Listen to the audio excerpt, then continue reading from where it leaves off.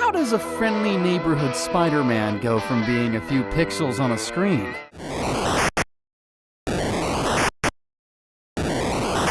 to delivering hot pizza to those in need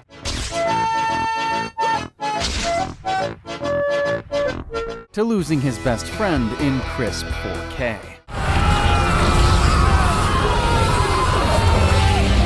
There have been dozens of games over the last 40+ years, and we'll be covering them all. The good, the bad, and the ugly.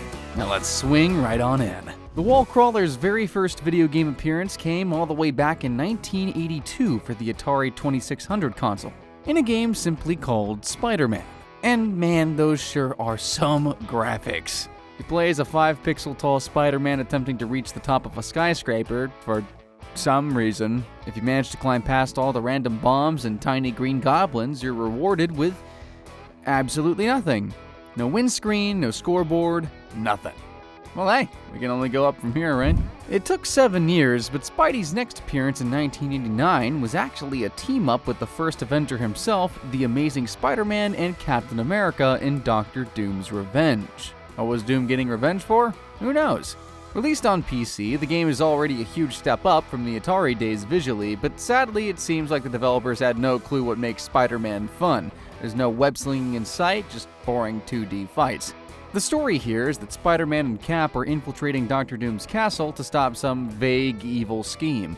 They fight all kinds of famous threats from the comics, including Normal Robot, Gorilla Robot, and Rhino. Here's Cap getting suplexed by a robot gorilla.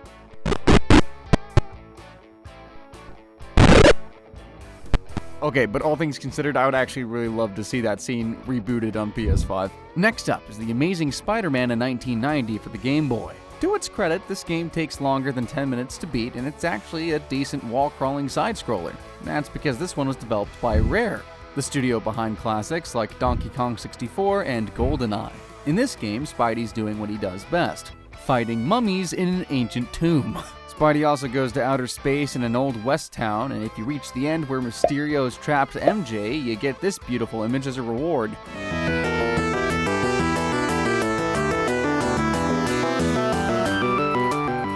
Ah, the 90s. A year later, in 1991, a new studio developed Spider-Man vs. the Kingpin for the Sega Genesis. The game starts with the Kingpin himself, Wilson Fisk, going on the news and spreading lies about our webhead. Fisk says that Spidey has hidden a bomb somewhere in New York and he'll offer $10,000 to anyone who can bring Spider-Man down. So of course, the first thing Spider-Man does in this game is punch out a cop.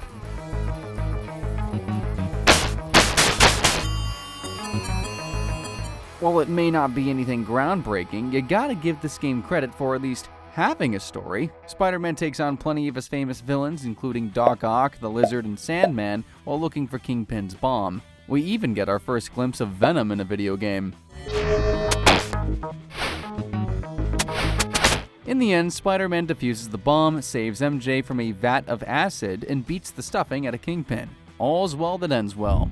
Anyway, a year later in 1992, we got our first direct sequel with The Amazing Spider-Man 2, but if that's supposed to be Andrew Garfield, I'm not seeing the resemblance. Interestingly, this one wasn't developed by Rare, who made the first game, and it shows, because visually, it's a pretty big step down, despite both being Game Boy games. Here, Spider-Man has once again been framed by his villains, this time for a bank robbery. Why is everyone so quick to believe the obvious supervillains? Anywho, with the help of Black Cat, Spider-Man learns that the bad guys are creating evil Spider-Man robots to frame poor old Peter Parker. He takes out the Lizard, the best Spider-Man villain Carnage, Mysterio, and even a guy named Graviton, who you might recognize from the show Agents of S.H.I.E.L.D.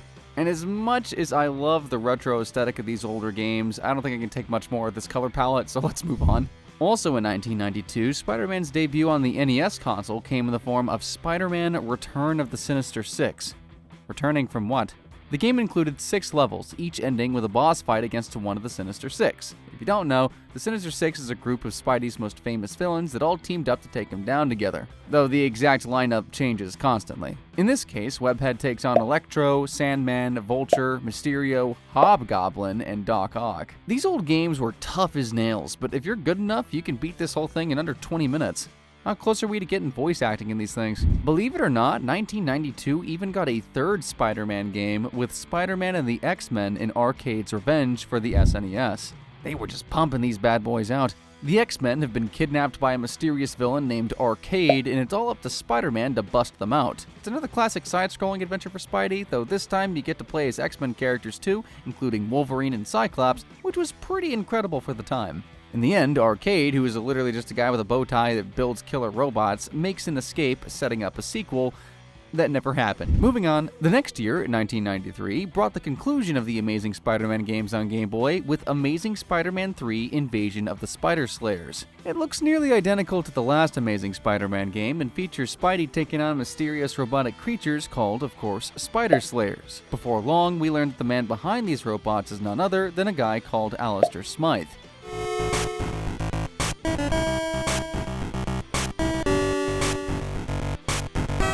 Smythe is actually a pretty interesting villain from the comics, who you might even remember from his brief appearance in the Amazing Spider-Man 2 movie. Unfortunately, in this game, all he gets are a couple of lines about how he wants revenge on Spider-Man for locking him up in an asylum. Hopefully we'll see Smythe in a modern adaptation soon. Now let's swing into our next title. 1994's Spider-Man and Venom Maximum Carnage. This team-up from Spider-Man and Venom is not only a good game, it's genuinely a pretty great one that holds up today. The reason for that is that they actually tried something other than a side-scrolling platformer this time. The game is a classic arcade beat-em-up with tons of iconic characters and awesome spider moves. They even got Morbius in this one. The game begins with the serial killer Cletus Cassidy escaping from jail with the help of an evil red symbiote, becoming the terrifying Carnage in the process. Oh man, sorry, I really love Carnage. You'll see later on in the video, there is a pretty decent amount of Carnage representation in the Spider-Man games, just I always want more. Anywho, Carnage teams up with the villains Shriek and Doppelganger to take down Spider-Man and Venom. What they don't realize is that Spider-Man has gotten really good at punching. With some help from guest stars like Captain America, the good guys take down the Carnage gang and Spidey walks off into the sunset. One of the coolest things about this game is that it was directly based on the Maximum Carnage storyline from the comics instead of just being a generic action plot. So while there aren't many varied cutscenes in the game itself, you could read through the arc in the comics and get a much deeper look at the story. Along with a rockin' soundtrack, it's easy to see why this title is viewed as one of Spidey's best early games. The next year in 1995, the webhead was back to his usual side-scrolling ways in The Amazing Spider-Man Lethal Foes for the Super Famicom. The game was only ever officially released in Japan, so you'll have to rely on fans' translation to play it in English. It plays pretty much the same as all the other platformers before it, but the graphics are easily the best yet. The story was not adapted from anything this go-around, and it certainly shows, as it's truly just a generic plot that throws Spider-Man at his most famous villains one after another. Though it's an instant S tier because it also ends with Spider-Man and Venom kicking Carnage's butt.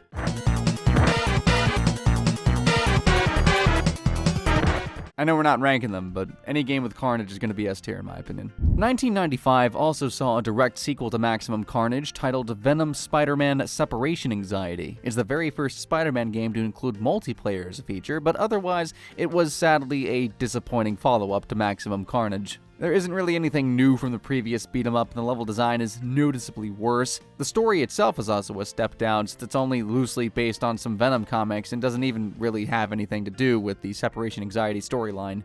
Guess they just couldn't recapture the magic, but man, how sick would a throwback Spider-Man beat-em-up be if they made it today? In the style of the Spider-Verse movies? Fingers crossed. Also in 1995 was Spider-Man, based on the 90s animated series. It's another side-scrolling platformer, and it's basically exactly what we've come to expect at this point, swinging around in 2 dimensions, fighting classic villains with barely any context given. The game generally received poor reviews and sent a clear message. The people are getting tired of the same old kind of Spider-Man game year after year. But before Marvel finally decided to pivot their strategy, the side-scrollers hit a real low point in 1996 with The Amazing Spider-Man Web of Fire, developed by Sega. This game was released for the 32X, which was actually a physical add-on for the Genesis. Yeah, Sega consoles were weird, man. It was also released after Sega had already announced that they were ending support for the 32X, so you can imagine that didn't help sales. It's just another standard platforming adventure where Spider-Man goes up against Hydra to save New York. Fortunately, after this, Marvel is ready to take Spider-Man video games in a, unique direction. Introducing Spider-Man: The Sinister Six, a point-and-click adventure game from 1996 for Windows 95. It is, without a doubt, one of the craziest Spider-Man games ever put out. Just take a look at this intro.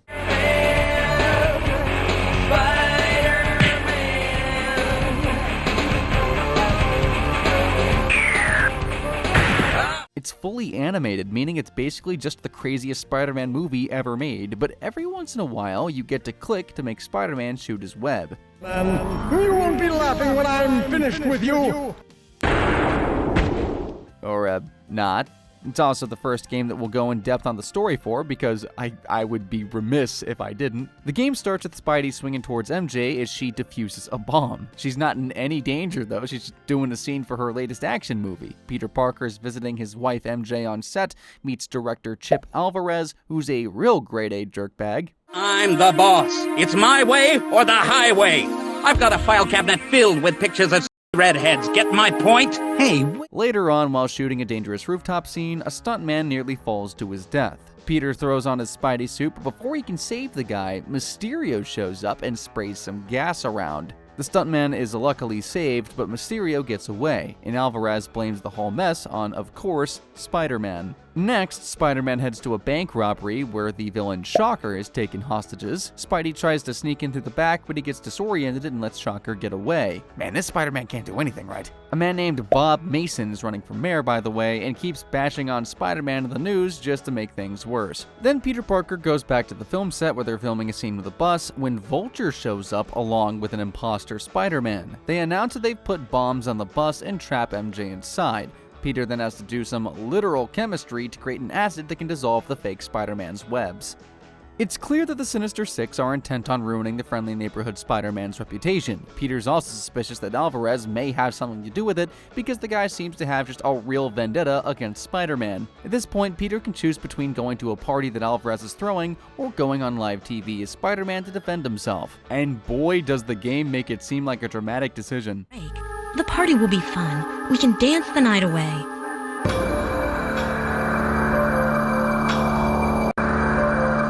At the party, the shape-shifting villain Chameleon kidnaps MJ and tells Peter Parker he needs to help the Sinister Six to find Spider-Man, or else. If you go to the TV studio, Hobgoblin attacks and ends up making Spidey look bad again. Either way, Peter tracks down the Sinister Six to the empty warehouse of a virtual reality company.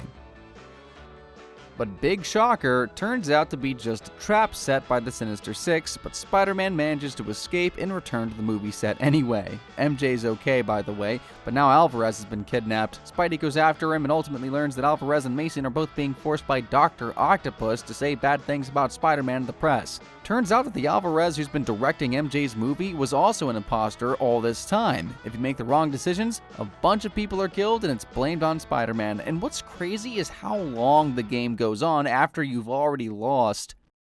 Decisions are never easy. You did what you thought was right. You didn't kill those people. The Sinister Six did. Go after them. But if you click everything just right, Shocker turns on the other villains, so he and Spider-Man successfully take down the Sinister Six. Doc Ock's plan to brainwash the world is thwarted before we even really knew it was a thing.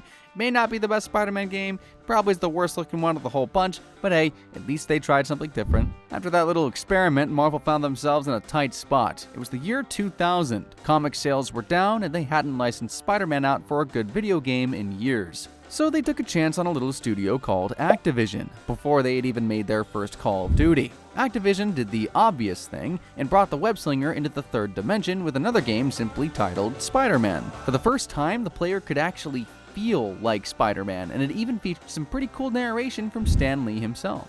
The game starts with Peter Parker attending a show where Otto Octavius is set to reveal some new invention. But before he can, a fake Spider-Man starts causing chaos and steals the mysterious invention. The imposter also smashes Eddie Brock's camera in the process, making an enemy out of Venom. Won't be able to get a job taking wedding pictures in Siberia! I tried to fight it.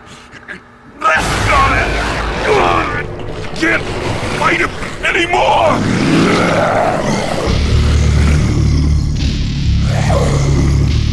Again, innocence falls prey to the evil of Spider-Man. Rest easy, Brock. Venom is here.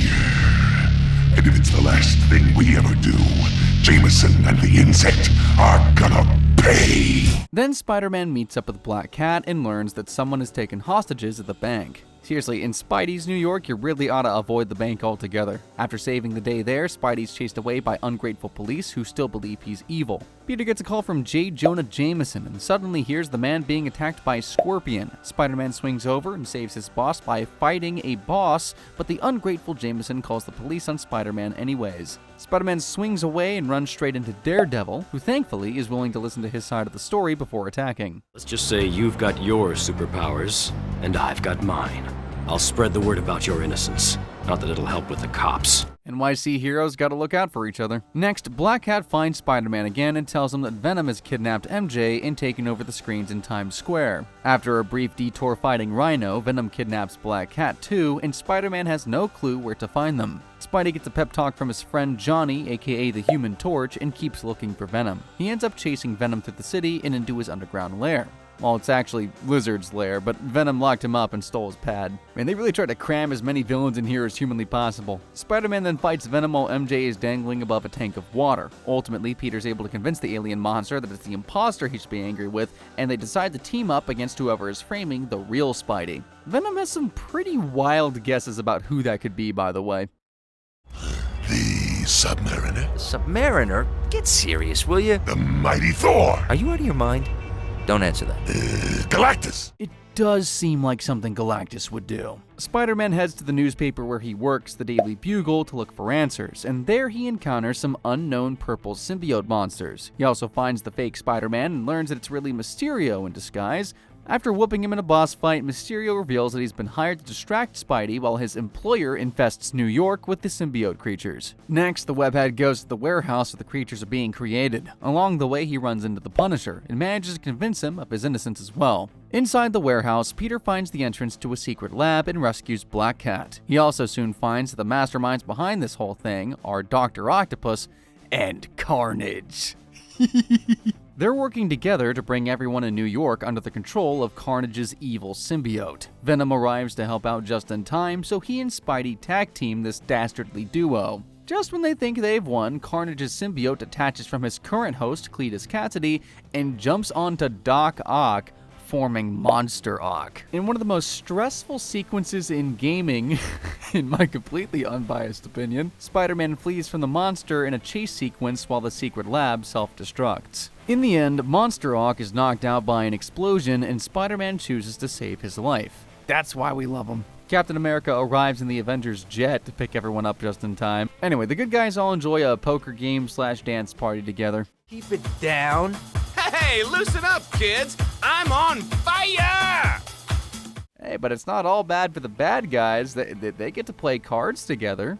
I can love this game. The first 3D Spider-Man game was so popular, it spawned 3 sequels the very next year. Man, I wish that was the same way today. The first was 2001's Spider-Man 2: The Sinister Six. Also published by Activision, this was a Game Boy title that went back to the 2D side-scrolling format. It received middling review scores, and it isn't really worth talking about because it's not really canon in any way. A few months later, in 2001, Activision came out and said, forget about that last game. This is the real sequel. Spider-Man 2 Enter Electro was another 3D game for the PlayStation, and one of the only games I know of with 2 colons in its title. It wasn't received as well as the last game and is notorious for one very specific reason.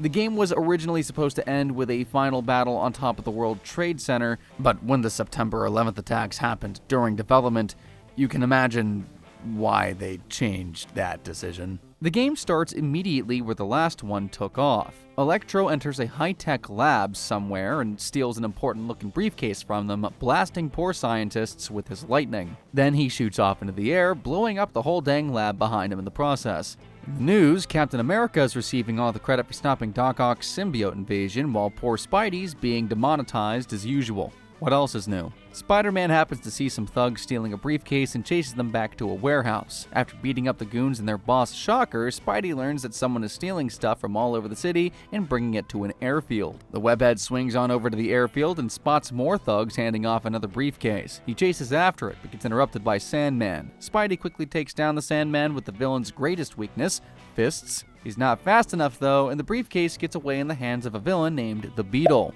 Conveniently though, the Beetle leaves behind an invitation to the Science and Industry Ball. Next, we see Electro holding a meeting with all the villains he's working with, explaining his true plan. The briefcases they're stealing contain pieces of something called the BioNexus device. It's supposed to let human beings convert their body energy into electricity. In Electro's hands, it'll provide unlimited destructive energy, and they only have one part left to find. To find it, they're looking for the device's inventor, Dr. Watts. To make sure Spider-Man doesn't interfere, Electro has brought in the big guns.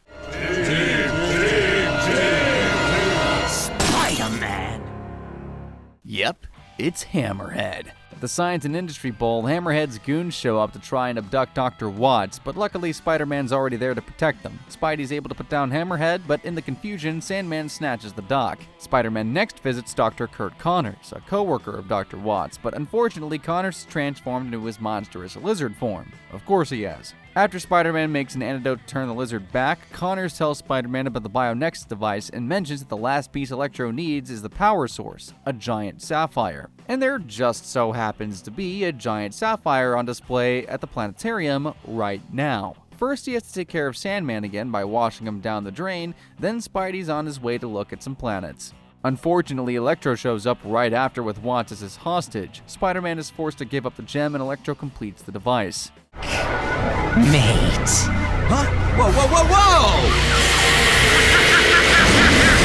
He turns into a being of unlimited power, and Spider-Man is helpless to stop him. Naturally, Spider-Man goes for the device instead. Genius. He overloads some generators and forces the device to shut down, stopping Electro and saving the city again. And in the aftermath, all the credit goes to Thor. Brother can never get a real win, can he? Also in 2001 was Spider-Man Mysterio's Menace for the Game Boy. It was sold as a direct sequel to the previous two 3D games, but it was really just another side-scroller with a generic plot. If there's one notable thing about this game, is that you get to face off against one of Spider-Man's funniest villains, Big Wheel.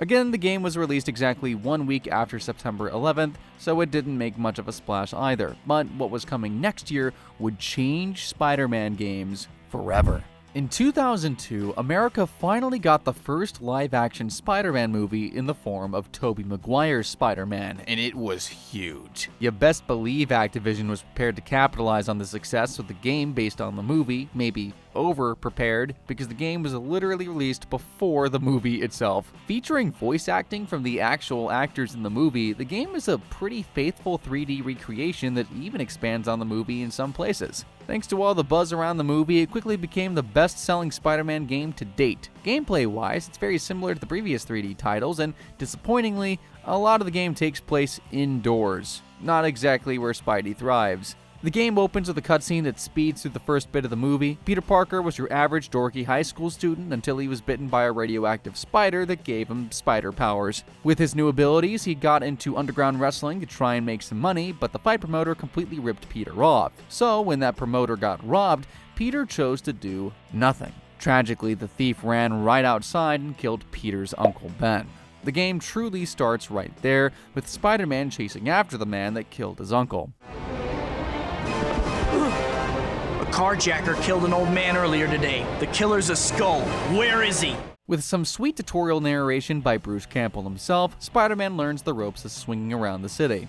Spidey makes his way around interrogating thugs looking for his uncle's killer. He eventually tracks the guy down to an abandoned warehouse, but before he can decide what to do with the scumbag, the killer accidentally falls out a window on his own and dies.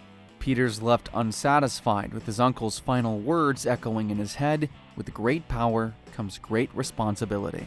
Fortunately, Peter has his good friends Harry Osborn and MJ Watson there to support him, and Peter's able to land a job as a photographer selling pictures of, well, himself to the Daily Bugle. Meanwhile, Harry's father, Norman Osborn, CEO of Oscorp, has taken a special interest in Spider-Man. His company is working on a super soldier serum, and they think Spider-Man's DNA could be the key to perfecting it. So naturally, they create evil robots to hunt down and capture the web-slinging hero. Why not just sell those robots? How much are your clients paying for that serum? After taking out the robots, Spidey witnesses a jewel heist being pulled off by Shocker and Vulture. Spider-Man chases Shocker into a train station, then into a subway tunnel where he ultimately defeats this forgettable freak. Luckily, Shocker is an extra petty guy, and he doesn't want Vulture to be the only one who gets away, so he tells Spider-Man where the bird brain is hiding. Spider-Man heads to Vulture's lair in a clock tower, and after a thrilling chase, Spidey defeats the villain on top of the Chrysler Building.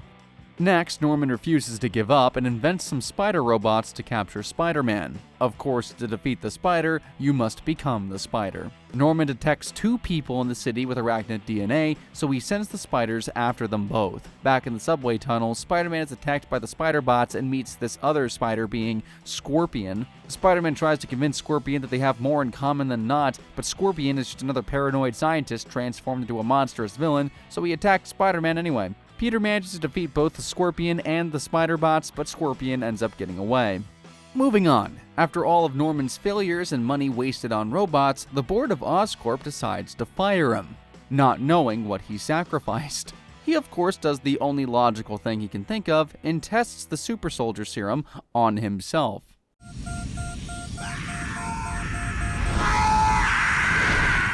Back to formula. He gains incredible strength and puts on a metal green suit to become the Green Goblin. Next, during a parade hosted by Oscorp, Goblin makes his big debut by attacking his own son and MJ. Yeah, he's lost it. MJ somehow ends up on top of a big parade balloon and Spidey saves her quickly, but the spider bots snap a picture of MJ kissing Spidey on the cheek. She's gonna regret that pretty quick. Spider-Man chases after the Goblin, but before he can take them down, Norman reveals that he's planted toxic bombs all around the city. Spidey scrambles to defuse them, and Green Goblin gets away.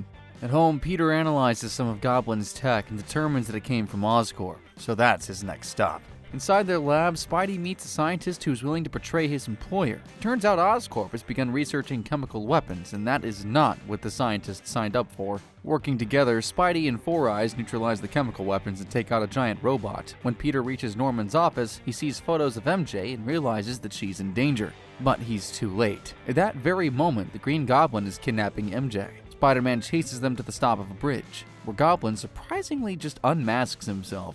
Turns out, Norman was just trying to distract Peter while his Goblin glider attacked from behind, but he didn't count on spider senses. Peter backflips over the glider and Norman is run over by his own creation, dying in the process. And right as Spider-Man is about to reveal his identity to MJ, she shuts him up with a kiss. She already knows. The game ends with Peter telling the player to go touch grass. Yeah, that's my life. Complicated. Looks like you're done now. Go outside and play. Dang, more games should end like that. 2 years later, in 2004, the movie Spider-Man 2 came out, and Activision did the exact same thing as last game, but with one massive change. They gave it an open world.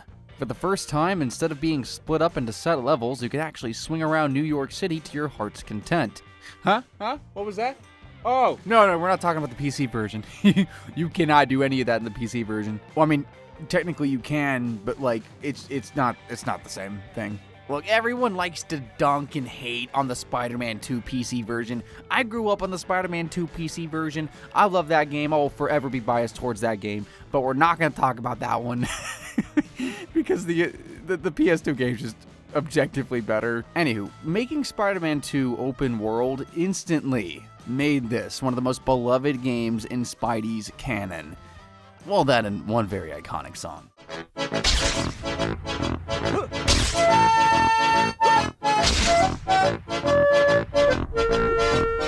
Man, the PC version really just didn't stand the chance. 2 years have passed since Norman's death, and Peter's still struggling with the hero lifestyle. His best friend Harry thinks that Spider-Man murdered his dad. Harry, I know you think Spider-Man killed your dad. He did kill my dad. Someday I'll get him for it, too. Next up, we meet Dr. Otto Octavius, a good man who's working on a fusion reactor that could provide unlimited clean energy to the world.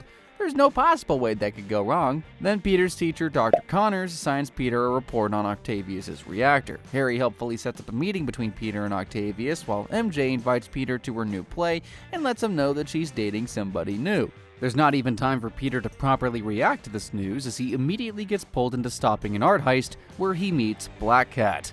Ultimately, Spidey lets Black Cat get away for some reason. Next up, Spider-Man basically goes on a series of side quests. He takes down the Rhino, fails to stop another Black Cat heist, and of course gets screamed at by J. Jonah Jameson. Then, a famous special effects artist named Quentin Beck shows up out of nowhere and challenges Spider-Man to a contest at a sports arena. Beck wants to prove that his movie magic is better than an actual superhero, for some reason, so he forces Spidey to go through a series of obstacle courses and even makes him fight convicted villains. How the frick is any of this allowed? Spider-Man naturally overcomes all of Beck's challenges and the man is left humiliated. After getting distracted by a little more crime, Spidey rushes to MJ's play, but it's too late and misses the whole thing. He arrives just in time to see MJ with a new boyfriend, John Jameson, astronaut and of course son of Triple J himself. Then Peter helps Black Cat take down a gang of rival thieves, but as expected, the cat steals their loot and disappears once again. Quentin Beck challenges Spider-Man to another challenge at the old theater. There, a new villain named Mysterio attacks the crowd with a swarm of drones. I wonder who that could possibly be. Mysterio makes himself look like a huge threat, filling the skies with UFOs and turning the Statue of Liberty into the Statue of Bad Taste. Spider-Man just shuts down his generators and shows everyone it was all just illusions and movie magic. Next, Peter and Harry attend a public demonstration of Dr. Octavius' new invention. The Doctor puts on 4 metal arms to handle dangerous materials and activates the fusion reactor. Something goes wrong immediately, and Peter re-enters the building as Spider-Man right as the reactor starts to explode. Octavius' wife is tragically killed in the process, and the chip keeping Octavius' robot arms in check gets fried, causing him to go insane. He flees the scene and visits his colleague Dr. Connors to ask for aid. Connors encourages the mad scientist to turn himself in, but Octavius has already become the evil Dr. Octopus at this point, so he knocks out Connors and decides that his wife's death is Spider-Man's fault. After that fiasco, Peter heads to the bank to help his sweet old Aunt May. Never a dull moment though, because Doc Ock chooses that very moment to rob the very same bank. Peter suits up and fights off Octavius' goons that he found on Craigslist, probably. Doc Ock takes Aunt May hostage and puts her directly in the path of a speeding train. Spider-Man miraculously saves her just in time, but it honestly doesn't seem like he was all that worried. You'll be alright now. Amazing! I mean, you're just gonna assume that she's okay? Maybe she got some, bruises or something? Yeah, it's pretty apparent that Tobey Maguire's vocal performance in these games aren't, as well polished as his performance in the live-action movies. But just the fact that he agreed to do this, along with Alfred Molina as Doc Ock, is just really cool. Next, Peter decides to torture himself some more by peeping on MJ and John from a rooftop. Black Cat appears and tells Peter that trying to lead a double life clearly isn't working out for him. He should give up on Peter Parker completely and just be Spider-Man 24/7. To show him how good the hero life can be, Black Cat helps Spidey track down Shocker, who just escaped from prison. But Shocker just injures Black Cat and escapes, so I'm not sure how that was supposed to help. And then Spider-Man finally comes face to face with the all-powerful Mysterio in one of the hardest boss fights in gaming history. Bear witness to the majesty and glory of my power. Prepare to die. Whoa! That was sick, dude! Oh man, just goes to show you how strong Spider-Man's become at this point in the game. Peter takes some pictures exposing Beck as Mysterio and brings them to the Daily Bugle, but Jameson screws Spidey over again by reporting that he and Mysterio were working together. Why do we even bother? Peter is so fed up with everyone hating him that he decides to introduce Jameson to his two friends, Left Fist and Right Fist, respectively. But on his way back there, Black Cat stops Spider-Man and tells him she's tracked down Shocker again. This time they manage to actually defeat him. Of course, all this hero work makes Peter miss MJ's play again, but he does arrive in time to save her from some random thugs. At least that's something. After some deep soul-searching, Spider-Man meets with Black Cat one last time and tells her he can't keep hanging out with her like this. As much as Black Cat is fun, talented, and has a 30-foot vertical jump, Peter's heart belongs to someone else. More importantly, he's not willing to give up his civilian life. Black Cat takes the breakup well, and Peter runs straight to MJ's apartment to confess his feelings for her. Though sadly, MJ informs him that she's getting married to John.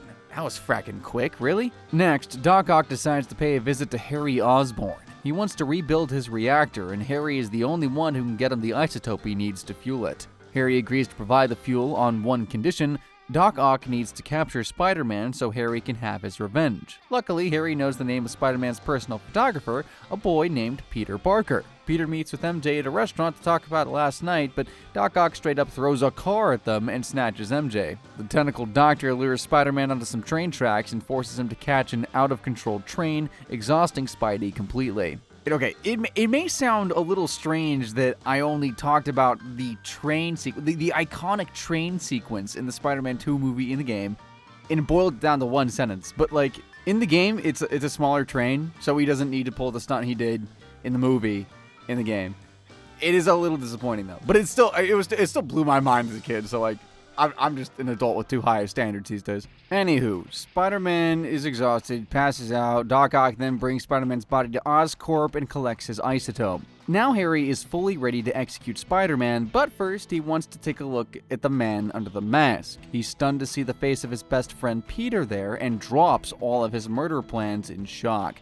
When Peter tells him that MJ is in danger, Harry immediately tells him where Octavius' new makeshift lab is located. Spider-Man rushes to the abandoned warehouse where Octavius has built his reactor and tied up MJ. Spidey puts the beat down on Doc Ock, literally smacks the insanity right out of him, and Octavius immediately realizes what he's done. This reactor isn't going to save the city, it's going to destroy it. The Doctor heroically sacrifices himself to clean up his own mess and takes the reactor to the bottom of the bay before it can be overloaded. Spider-Man, unmasked in front of MJ for the first time, tells her that he loves her, but it just isn't safe to be together. However, on her wedding day, MJ shows up in Peter's apartment. She knows all the risks of dating Spider-Man, but wants to be with him anyway. And look, I'm not here to start any more quarrels over Tobey Maguire's MJ. Not gonna do that. That happened in the game. We're gonna move on. And I'm not gonna go on a tangent that's gonna last 5 minutes. Okay, I'm gonna go on a tangent. What the frick was she thinking? Dude, on the wedding day, can you imagine if JJJ knew that Spider-Man swindled his son's wife on her wedding day? Dude, like, the hate would be justified. Bro, can't pin that on Captain America or Thor. All right? It wasn't Spider-Man's fault. That was MJ's decision. I'm just... Moving on. In 2005, it was clear that Activision knew how to make a good 3D Spider-Man game, so they decided to try it once again with a story from the comics, and the result was the masterpiece of Ultimate Spider-Man. This game adopted a much more comic book aesthetic instead of the realism of the movie games, and also included an open world New York. It was also the first 3D game that let you play as Venom. The game starts with a stylistic comic book intro, introducing us to Peter's story here in the Ultimate Universe. Recapping 70 issues of Ultimate Spider-Man in just a few minutes ain't easy, but they went for it anyway, and Kid Me didn't know any better. It starts with a dorky high schooler, radioactive spider, blah blah blah. Anyway, Peter has only been Spider-Man for a couple of months at this point when his childhood friend Eddie Brock turns up. Eddie's dad worked together with Peter's dad as scientists studying symbiotes. They created the Venom suit, but they had the most pure of intentions with it. They believed that a symbiote suit could literally cure cancer. When Eddie comes back into Peter's life, he tells him that all their father's research has been stolen. Peter breaks into a secret lab to steal it back, but the symbiote gets out and covers him, transforming him into the symbiote Spider-Man. I actually don't know what the official name of that form is, just Black Suit Spider-Man. Once he realizes the suit is making him evil, Peter manages to fight it off and separate from the symbiote. Of course, we know the story from here. The symbiote quickly finds a new host in Eddie Brock, who turns against Spider-Man. The gameplay starts right there, with Venom confronting Spider-Man on a rainy football field. Peter fights Venom across the city, ending with Venom accidentally stepping on a downed power line and getting electrocuted. Peter believes that Eddie is dead, but we know better. 3 months later, things are just getting back to normal for Peter. Well, relatively speaking anyway. MJ is his girlfriend and fully knows his spider secret, even going so far as to stitch up his suit whenever it's ripped. Ta-da! You scared me. You done with my butt? hole yet. There's an idiot causing trouble a few blocks from here. I did not get that joke as a kid. Spidey heads out on patrol and, as tradition, easily takes down the Shocker as a warm-up exercise. While Webhead does his thing, the game shifts perspective to Venom, who is still alive and feeding on poor joggers in the park. I cannot tell you the thrill I felt when I first played as Venom, dude. Playing as the Beast himself, Venom rampages through the town and throws a motorcycle through a bar window, and you'll never guess who that motorcycle belongs to.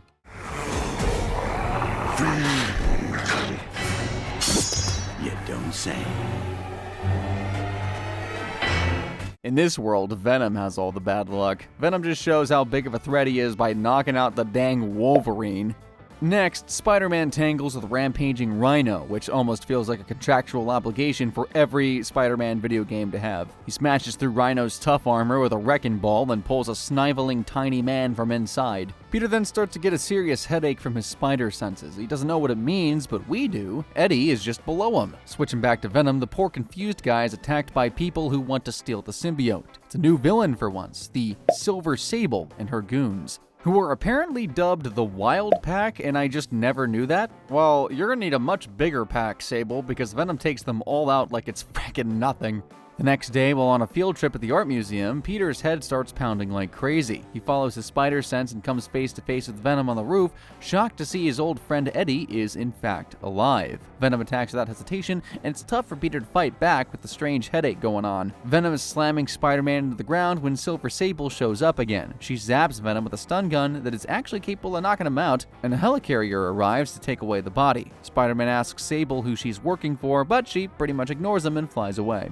Next, Peter goes back to his house to do a science experiment with MJ. When Peter's dad created the Venom suit, he used his own DNA as a starting point, and that's why Peter seems to have some mental connection to the symbiote. He looks at his own blood under a microscope and sees some black, venomy specks swimming around in it. I have no idea. What are those black things? Yeah, that's the I have no idea part. Back with Eddie, he wakes up trapped in some kind of containment field. His captor is Bolivar Trask, a very sus scientist and CEO of Trask Industries who used to work with Eddie's father. Trask asks Eddie for his help testing the symbiote suit and lets him know he doesn't really have a choice. If they don't let him feed on organic flesh soon, the symbiote will begin to feed directly on Eddie, which doesn't sound pleasant. Eddie agrees to help, and for his first test, Trask sends him after Electro, who recently escaped prison. In Times Square, Spider-Man is already fighting with Electro, and the Lightning villain actually manages to knock Spidey out and thinks it's his lucky day, until Venom shows up, and it suddenly becomes his unluckiest day.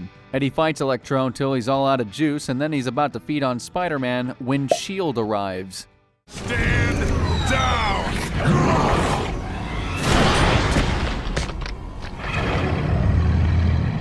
Please. Only Nick Fury can look that calm with Venom charging at him. Venom makes a tactical retreat while S.H.I.E.L.D. cleans up the mess in Times Square. Spider-Man wakes up and yells at Fury for allowing so many villains to escape prison time and time again. Fair point. Suddenly, we jump to a S.H.I.E.L.D. boat 200 miles off the coast. A mercenary from the foreign country of Latveria called the Beetle infiltrates the boat, taking out a score of S.H.I.E.L.D. agents. He soon reaches his target, a giant green monster who is not the Hulk, suspended in a tank. This is the Ultimate Universe's Green Goblin. Nick Fury talks with Maria Hill about Goblin's disappearance. Maria asks if they should warn Spider-Man, but Fury says, "Nah, it'll probably be fine." Come on, Nicholas. Can I call him that? I've never heard people call him Nicholas. Back at the lab, Eddie continues to help Trask learn more about controlling the suit. Eddie tells the scientist that the only time he felt truly in control was when he was near Spider-Man, or when he was near Peter Parker. You don't say. Trask immediately figures out that Peter must be Spider-Man, and kidnapping him must be the key to controlling the suit. Eddie and Silver Sable get in a helicarrier to go abduct Peter, but on the way there, Venom breaks out of his restraints and makes it clear he wants Spider-Man for himself. Venom grabs Sable and jumps out of the carrier where they're absorbing her into his body before even hitting the ground. She somehow escapes that, but it's not long before Venom puts her down again and escapes the scene. Meanwhile, Peter's trying to have a phone date with MJ when he's rudely interrupted by Nick Fury. The S.H.I.E.L.D. director tells Spidey to stay the hell away from the Beetle. Of course, Fury isn't stupid. He knows that irresponsible Peter is going to do the exact opposite. Sure enough, Peter heads straight to the Latverian embassy where he's immediately attacked by Green Goblin. Oh yeah, I forgot to mention that, didn't you, Nick? Spidey and Gobby fight all across the city until Peter finally puts the beast down, and S.H.I.E.L.D. shows up to take the creep away. At the same time, Venom gets attacked by the Beetle, who wants a sample of the symbiote. I don't know what Latveria wants with her own Venom, and I don't want to know. Venom wins the fight, though, so it doesn't matter. Doesn't he always? Dude, I don't care what anyone says. Venom was at his peak in this game. The next day, Silver Sable shoots Peter with a tranquilizer gun and drags him into a car. Well, that was easy. Peter wakes up in the car and tries to escape, but Sable makes it clear that she's willing to go after MJ and Aunt May if he doesn't cooperate. Peter refuses anyways, because he's a legend, and starts fighting with Sable. Their fight accidentally knocks some cars off a bridge, so they take a brief break from fighting and work together to save people. Just then, Venom shows up, grabs Silver Sable, and jumps away. Spider-Man chases after them and manages to knock out Venom, but then the tranquilizers finally all hit him and he collapses too. Silver Sable wins again. Then at Trask Industries, Eddie wakes up in the cell again and hears Peter screaming in pain from another room. Trask takes part of the symbiote from Eddie and injects it into Spider-Man. When Peter walks through the door into Eddie's room, he's become something completely different. Can you guess who? That's right! Carnage! Oh my god. I know. You! Parker! Venom and Carnage fight throughout the facility until Venom eventually overpowers the terrible creature and takes back all of the symbiote. Eddie somehow takes a little bit of Peter's DNA along with it, granting him total control over the suit and more strength than he's ever had. Also, he gets the spider logo on the body for some reason. Now that he has full control, Eddie no longer needs anyone telling him what to do and stomps off to go kill Trask. Spider-Man reaches Trask's office first and demands to know everything the guy knows about Peter's dad. Before he can get any answers though, Venom bursts in and Spidey kicks him right out the window. Trask flees to the roof where Sable is waiting with an escape helicopter, but unluckily for him, Sable's contract expires at that very moment. She no longer works for Trask and has no interest in being his Uber pilot tonight. Since Trask can't fly the chopper himself, he's pretty screwed. Spider-Man faces off against Venom one last time in one climactic showdown while trying to prevent him from killing Trask. Peter, of course, wins the fight, knocks out Venom, and grabs a file from Trask with info about his parents' deaths. Peter already knew his parents died in a helicopter crash, but he didn't know why. Now he discovers that it was Eddie's dad who put on the Venom suit while in the helicopter and caused the crash. After everything, Trask is only given a couple years in prison, but Eddie pays him a visit in jail and gives him a new sentence: a lifetime in Venom's tummy. The game ends with Peter and MJ watching the sunset together. Peter's still troubled though. He knows Venom is out there, and that one day he will return. After a run of 3 solid Spider-Man games, in 2006 the franchise went back to its roots with another 2D title for the DS titled Spider-Man Battle for New York. It's actually a prequel to Ultimate Spider-Man and covers Peter's first encounter with Green Goblin in that universe. The game got mixed reviews and the story is pretty much just the same standard Green Goblin arc we've seen before, so let's move on. The next year in 2007, the conclusion to the Tobey Maguire trilogy came with Spider-Man 3 and another game of the same name. Everyone says that the third film is considered the weakest of the 3, and the same could be said about this game. Look, it's not bad. It's charming. Sure, maybe there's nothing really setting it apart from all the previous 3D games, and Ultimate Spider-Man has Carnage in it and this one doesn't, but like, come on, let's give it a shot, okay? Anyway, the game starts at the tutorial level where Spidey saves a woman from a building that's about to explode, which is where we get this iconic scene. Help! Please! Someone! I'm going to die! Then a quick montage shows us everything that's happened since the last game ended. New York is in the middle of a gang war between 4 factions, and one of them is a gang of goth girls with umbrellas. New gangs have moved in and they're dividing up the city.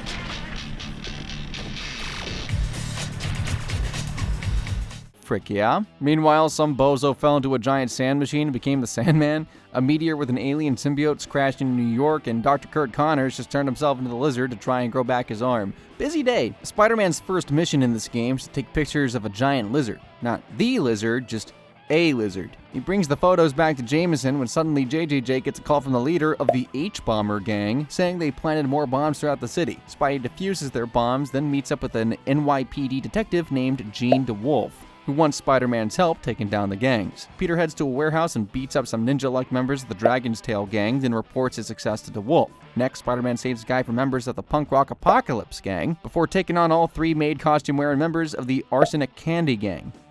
What the hell is going on in New York City, dude? Moving on, Peter's on a date in the park with MJ when the alien symbiote goop grabs onto his sneakers. Meanwhile, Harry Osborn has reached his father's super serum and used it on himself, following in Daddy's footsteps to become the new Goblin. If my dad called himself a goblin, I would choose a different name. Also, missed opportunity to call himself the Hobgoblin, but I guess it wouldn't really match with the character. I don't know, I'm just trying to make it work. Next, Peter goes to visit Dr. Connors, but finds that the man is now a giant lizard living in the sewers with a whole army of people he's also turned into giant lizards. Because if these crazy gangs wasn't enough for Spidey, we need a lizard army too. Spider-Man defeats Connors, but the lizard escapes deeper into the sewers. The second Peter's out of that mess, the new Goblin attacks on his glider. Peter tries to convince his best friend that he didn't kill his dad, but Harry has completely lost it at this point. Spider-Man manages to knock the new Goblin out with a tripwire and brings him to a hospital.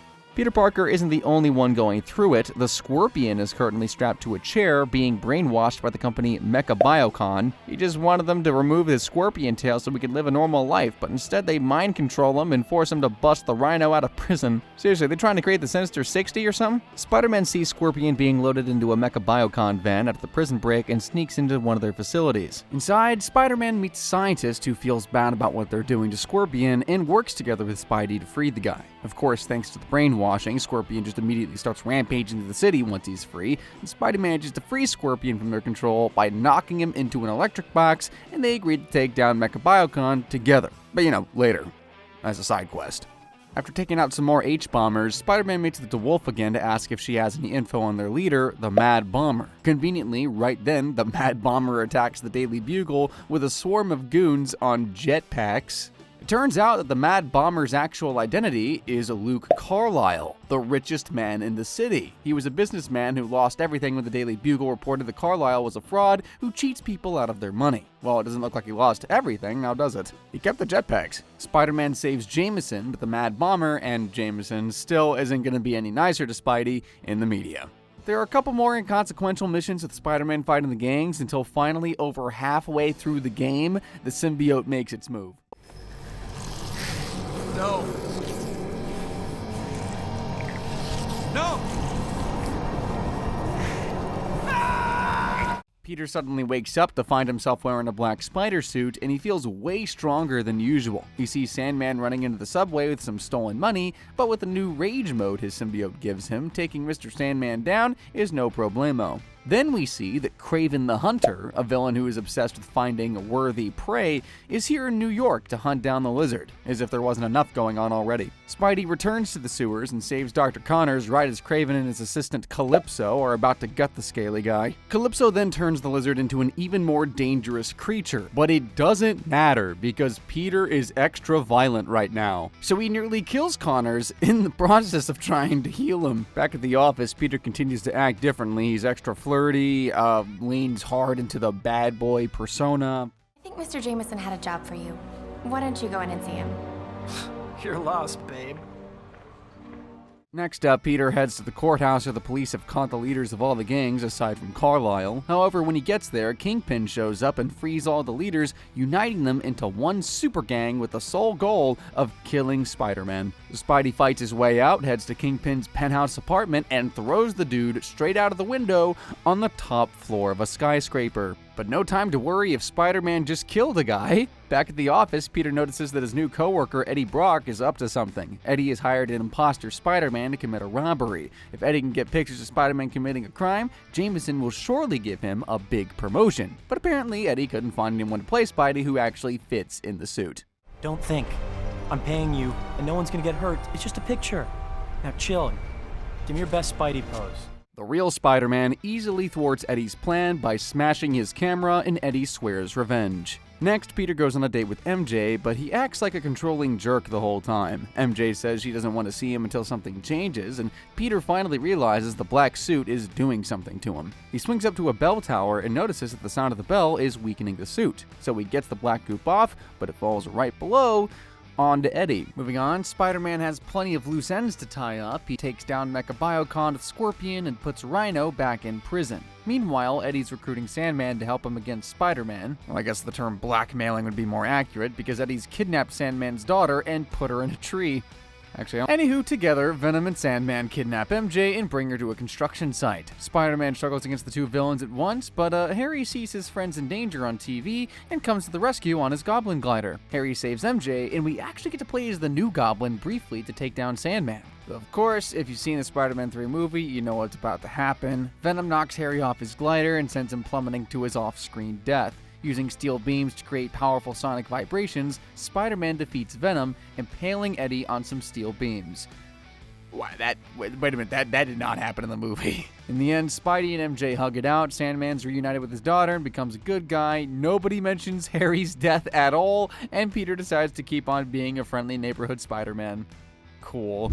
Next up, we have 2007 Spider-Man Friend or Foe. Man, we used to get Spider-Man games so often. What the frick happened? So fun fact for you in this one, they couldn't get Tobey Maguire for this because it's loosely based off of the Tobey Maguire movie series canon, but not really. So the person who voices Spider-Man is James Arnold Taylor, whom you might know as Obi-Wan Kenobi in the Clone Wars, Johnny Test, fracking Electro in Ultimate Spider-Man 2 years prior. I didn't even know that. I had to look that up. Anyway, like I said, it technically takes place in the Sam Raimi universe, using the same characters and designs. However, it's not canon because characters like Green Goblin and Doc Ock, who should be dead, are obviously not. It does feature co-op gameplay, but is otherwise a pretty repetitive experience, I'll admit. But I don't care. I love this game. It's awesome. And it has a Carnage cameo at the end, which never got fulfilled because there was never a second game, and I'll always be mad about that too. Anywho, the game starts on a typical night of crime fighting for Spider-Man when all of a sudden he's attacked by Doc Ock, Venom, Sandman, and Green Goblin all at once. In this timeline, Harry is basically Peter's sidekick, so as new Goblin, he helps Spidey take down this Sinister Four.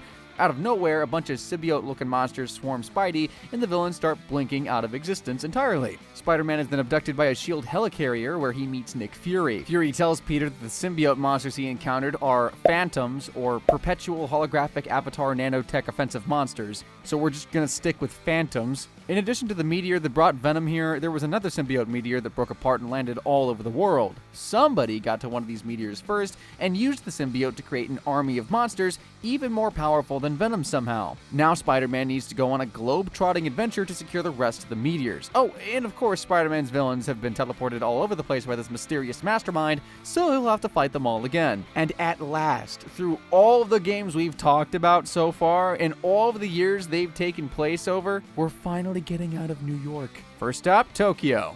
To help Spidey on this mission, we get to choose from a variety of co-op partners, starting with Silver Sable and the Prowler, and unlocking more as we go on. In Tokyo, Peter encounters Black Cat and convinces her to join the team. He also finds Doc Ock, who's trying to rebuild his fusion reactor, again, and beats the stuffing out of him. Spider-Man breaks an amulet on Doc's chest and realizes the villain was being mind-controlled by whoever created the Phantoms. Why he was being mind-controlled to create the fusion reactor again?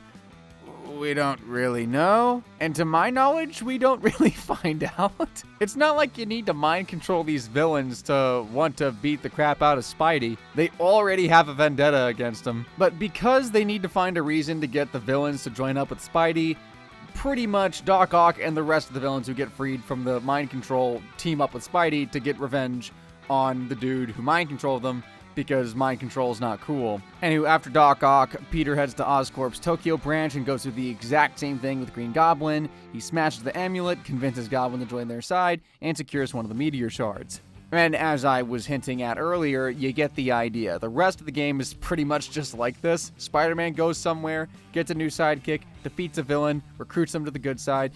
You can see why I called it repetitive. Eventually, Spidey has collected all the meteor shards except for one, and he has a deep roster of sidekicks, which includes Iron Fist, the Lizard, and even Blade at this point. Awesome to see Blade represented. You need to point that somewhere else. Name's Blade.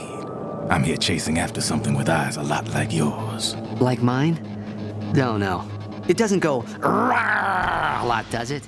But also, everything just goes so much smoother in this timeline. Finally, Spidey tracks the final meteor shard down to Nepal, where he uncovers the mastermind Mysterio. Spider-Man doesn't recognize the guy at all, seemingly forgetting that they fought each other in the Spider-Man 2 game. Mysterio uses some kind of force power to just telepathically yank the shards from Spidey's hands and disappears. Peter's then surrounded by phantoms and decides to crush the last meteor shard he has left, which gives him the black suit once again. Peter uses his increased strength to defeat Mysterio, take all the shards back, and return to Nick Fury. As a token of his appreciation, Fury says that S.H.I.E.L.D. will be paying off Peter's student loans. Finally, some recognition. He also promises that they'll make sure the meteor shards aren't used for evil, but as soon as Peter's gone, as I spoiled earlier, Fury tells his computer to initiate Project Carnage immediately after he left. What should I name the project file?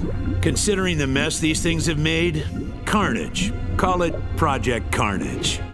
Oh man. Next up is 2008's Spider-Man Web of Shadows, another 3D open-world game with an original story and a darker tone. Reviews were solid. There's a lot of unique stuff that sets it apart from the other Spider-Man games. It's the first Spider-Man game to feature a split story path, which can change seriously depending on which path you choose, the normal Spider-Man route or the black suit Spider-Man route. And for the purposes of this video, we're going to be talking about the black suit path. Because every other game on this list so far, we've been showing Peter Parker as the good guy, so I don't know, change it up. The game opens with a cutscene you may have seen before.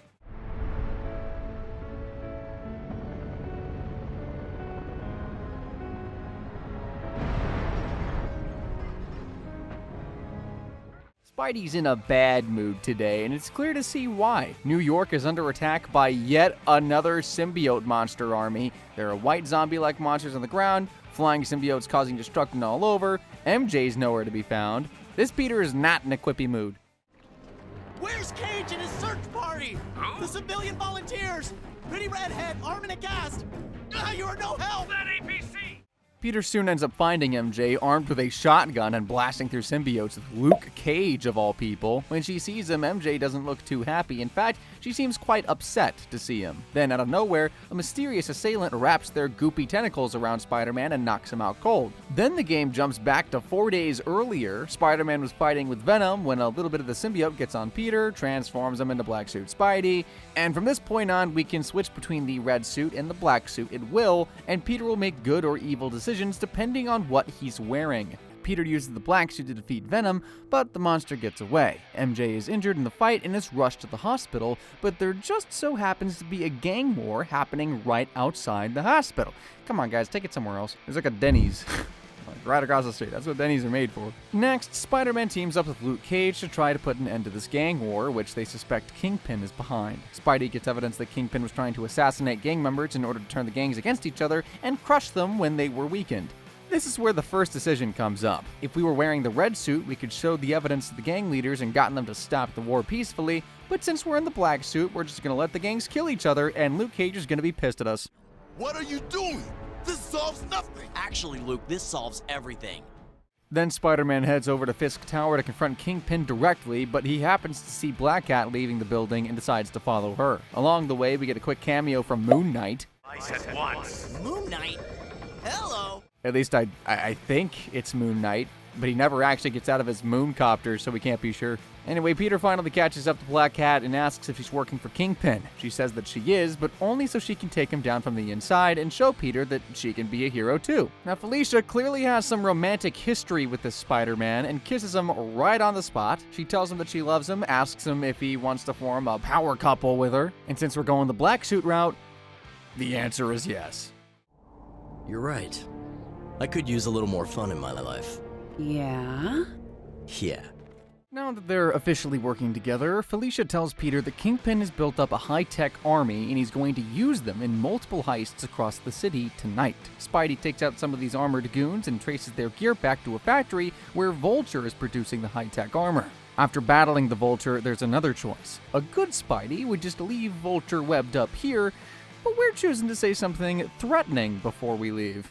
Cross me again, I'll do more than take your wings. Spider-Man then keeps tangling with Kingpin's army, but then out of nowhere, some scary, zombified civilians start climbing up a skyscraper to try and attack Spider-Man. Evil Spider-Man throws a few of these civilians off the roof, and the police start shooting at him for it, which is completely fair. Next, Spider-Man is attacked out of nowhere by Wolverine, who can smell the evil symbiote on Peter. After a fight in which Wolverine's health bar keeps annoyingly refilling, Peter manages to convince Logan that he can control the symbiote. Together they fight some more of the deranged civilians and realize that these people have all been infected by Venom's symbiote as well. But these idiots let the symbiote turn them evil, which I would definitely never do. Venom wants his symbiote to spread all across the city, and after that, the world. As more and more people are infected, S.H.I.E.L.D. agents start setting up quarantine zones around the city. They're led by someone called Black Widow, who immediately tries to arrest Spider-Man. Suddenly, Electro attacks, looking for his sister, who is in one of the quarantine zones. Spider-Man manages to defeat him, but Black Widow cruelly shoots Electro when he's down, something even I wouldn't do. Electro's sister runs to his side, and her symbiote transfers onto him. She dies, and the terrifying new symbiote Electro escapes. Moving on, Peter tries calling Reed Richards and Tony Stark for help with this alien takeover, but they're not answering the phone right now. So he resorts to the final genius on his list, a villain named the Tinkerer that he'll need to break out of prison. Henry Pym? Forget it. MJ, it's me. How are you doing? I'm okay. I'm helping Good. Luke run a That's store in good. the shelter. Hey, listen, I have a crazy idea that might save us. Hey, there's Moon Knight. Spidey breaks into the prison and teams up with Rhino to bust out the Tinkerer, and in the red suit, Peter tricks Rhino into helping him and leaves him here in jail, but Black Suit Petey stays true to his word and lets Rhino escape. Spidey takes the Tinkerer, who really just seems like a nice old man, up to the roof, but then Black Widow shows up, as well as Moon Knight, and Vulture, and Kingpin. Black Widow tries to arrest everyone, but Spider-Man convinces her the Tinkerer might be able to help them. They fly away from the prison, but watch in horror as S.H.I.E.L.D. blows up all the bridges into New York to try and stop the symbiotes from spreading. Next, Peter helps out as much as he can around the city while the Tinkerer works on a device to stop the symbiotes. At one point, Spidey goes up against Symbiote Electro again, and depending on the suit, he either beats the guy with his words or his fists. Let go of you! Let him go! Let go! Electro and the villain agrees to work with everyone against Venom's takeover. Over with MJ, Peter tries to get her to evacuate the city, but she insists on staying and helping Luke Cage save more people. She also tells Peter that she doesn't want him wearing the black suit anymore. But where'd she get the shotgun from? Then, while helping evacuate some civilians, Wolverine gets infected by the symbiote, and Spidey's forced to do battle with the X-Man/Venom hybrid. Choosing the black suit route for this moment comes the craziest moment of the whole frackin' game. In order to stop Wolverine, Spider-Man literally rips him in half. I'll kill you for this. Wolverine is safe. Get back here and pick him up. I know Wolverine's like the one guy who can survive that, one of the two guys, but still. After that, we're back at the start of the game. The figure that attacked Spidey is revealed to be none other than Black Cat, infected by Venom. With some help from MJ, who it turns out is pretty handy with the shoddy, Black Cat is defeated but severely injured. On the good path, MJ brings Felicia to a hospital, but on this one, Peter transfers part of his symbiote to Black Cat so they can both be evil together. Oh boy, MJ is officially done with Peter at this point and sees Spider-Man as an enemy. Anywho, Tinkerer's device is ready to go, and it should be capable of wiping out all the symbiotes in the city, but that would include Peter's snazzy new suit. Venom leads a massive assault with all of his monsters to try and destroy the device and has another showdown with Spider-Man. After he wins the boss battle, there's nothing to stop the device from going off. Nothing but Spider-Man and his bad decisions. Vulture tries to convince Peter to shut down the device and take all of Venom's symbiote for himself. And on this route, you know he's listening to him. All that's left is to stop Venom once and for all, so Spidey chases Venom onto the S.H.I.E.L.D. helicarrier, but Venom turns the tables by becoming a giant monster with 5 heads. Spider-Man manages to destroy 4 of the heads and blasts Big Venom with an anti-air cannon. Then Spider-Man convinces Eddie that he's gone too far, and Eddie actually starts fighting back against the symbiote. In both paths, Eddie ends up getting sucked into one of the helicarrier's giant propellers, dying and taking Venom with him. The only question is whether or not Spidey throws him in there. Yeah, in this route, he definitely threw them in there. Spider-Man makes an escape as the entire helicarrier blows up. From here, there are 4 possible endings for the game. There's one where everything goes back to normal and Peter has a beautiful reunion with MJ. There are 2 where Peter ends up sad and alone, hoping he can get MJ back someday. And then there's our ending, the cool one. Spider-Man decides to break his whole character arc and rule over a symbiote-infested city with Black Cat at his side. All the symbiote monsters cheer for their new Spider Emperor. Of course, it won't be that easy. Black Widow and Kingpin have now teamed up to take Spider-Man down, and they've got an infected Wolverine still on their side. And unfortunately, that's where the game ends. Next up is Spider-Man Toxic City, a mobile game released in 2009 that takes place within the Ultimate Universe. It was a pretty straightforward beat-em-up that might have even been enjoyable if it wasn't played on a touchscreen. Moving on, 2010 brought another mobile game called Ultimate Spider-Man Total Mayhem. Basically, a direct sequel to the last one, but Total Mayhem was 3D. I know there are some of you out there with your nostalgia senses tingling who will say that this game was great, and I am absolutely one of those people. You're completely right. Also in 2010, we got a little game called, it's not a big deal, Spider-Man Shattered Dimensions. This is, by no stretch, one of the coolest Spider-Man things I've ever experienced. Okay, so first off, this game is like most notable for being the literal origin, not the origin, but like it was the first representation of like the Spider-Verse in games, in Spider-Man games. The first Spider-Verse comic didn't come out until 2014, and the idea came from one of the writers of Shattered Dimensions. The game features 4 Spider-Men from different universes working together to restore balance to the multiverse. Somehow, this game was not Activision's biggest hit, but without it, we would have never had the masterpiece Spider-Verse movies, probably. So everyone say, thank you, Shattered Dimensions. It begins on Earth 10955 or 110, whatever the frick, I don't know how to say it, where Spider-Man, the regular friendly neighborhood kind, the amazing one, is trying to thwart a museum heist. Mysterio is back at it again, trying to steal an artifact called the Tablet of Order and Chaos. In his attempt to stop Mysterio, Spidey breaks it, and it explodes in a brilliant green light. Mysterio escapes the piece of the tablet, and Spider-Man has a sudden vision of Madam Web, an old woman with precognitive abilities. Madam Web warns Peter that the other pieces of the tablet were scattered across multiple dimensions. Some went into an alternate past where Spider-Noir is a frackin' epic private detective superhero person. Some went into a future dimension where Spider-Man 2099 lives, and others went into the Ultimate Universe, where Ultimate Spider-Man is still dealing with the whole black suit thing. I require your help. Yours and the help of these 3 other Spider-Men. The heroes into whose realities the tablet fragments. These Spider-Men must work together to recover the tablet pieces, or else all their dimensions are doomed. Don't worry too much about the specifics, it's a powerful tablet, and that's all we need to know. One by one, Madam Web guides each of the Spider-Men through a tutorial level in their dimension, snagging their first tablet pieces without any trouble. We already know plenty about Amazing Spider-Man and Ultimate Spider-Man, so let me introduce Spider-Man 2099, or Miguel O'Hara. The next fragment is close, just ahead in fact. I'm on it. Gotta watch out though. This area is property of the Alchemax Corporation, and that means the public eye will be everywhere. In his dystopian future, Miguel is an Irish-Mexican scientist living in Nueva York, under the oppressive rule of the Alchemax Corporation. On the other hand, Spider-Noir is a more stealth-based hero who thrives in the shadows of old-timey New York. Getting the first shards was pretty easy, it's the tutorial after all, but Madam Web warns it's going to get much, much harder. Evil people are naturally drawn towards the tablet for some reason, and if they get their grimy little hands on it, they'll be granted great power. Awesome! Amazing Spider-Man finds his next fragment just sitting at the end of a long hallway with nothing suspicious about the situation at all. Spidey grabs the fragment, but is gassed and knocked out by none other than Kraven the Hunter, and later wakes up in the middle of a jungle. Kraven challenges Spider-Man to a series of combat trials if he wants the fragment back. Of course, Spider-Man passes with flying colors, but Kraven doesn't hold to his end of the bargain and uses the fragment to give himself super speed. Such power. I have the speed of the tiger, the strength of the lion, and like the great cats, I shall play with my prey. With his Spidey senses, Peter's able to defeat the superpowered Kraven and recover the fragment from his body. Next up, Spider-Noir goes after a fragment that's been stolen by the crime boss Hammerhead. We're not taking any chances. Read me? And they got John DiMaggio as Hammerhead. He's just the GOAT. He's one of the GOATs. Oh, I love this game. I love this game so much.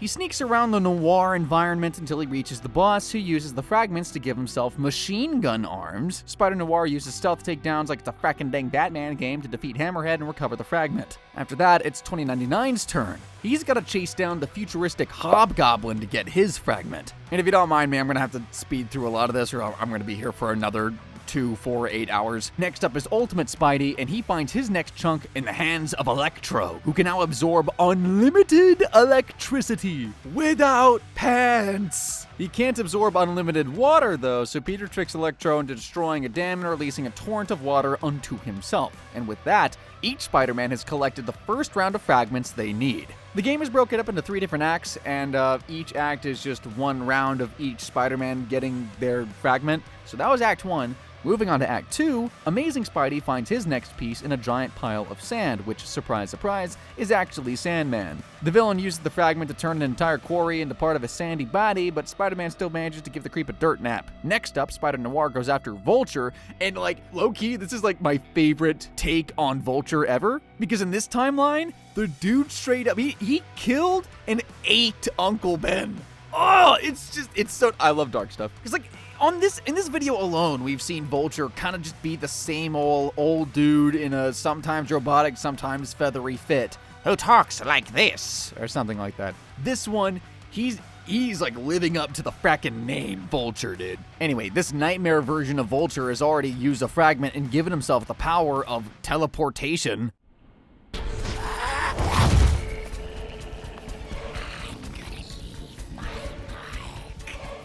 But a few witty one-liners later, and Spider-Noir has beaten Vulture and taken the fragment back. Now, back to the future, Spidey 2099's next fragment is with Scorpion, who is Miguel's half-brother in this timeline. The fragment gives Scorpion the power to transform other people into mindless scorpion drones, but it turns out the guy actually had good intentions. He only stole the fragment for someone because they promised they could undo Scorpion's mutations, letting him live as a normal human instead of an arachnid freak. Unfortunately, he's gonna have to stay a Scorpion a little while longer because the multiverse needs this fragment more. Ultimate Spider-Man's next fragment is the wackiest yet.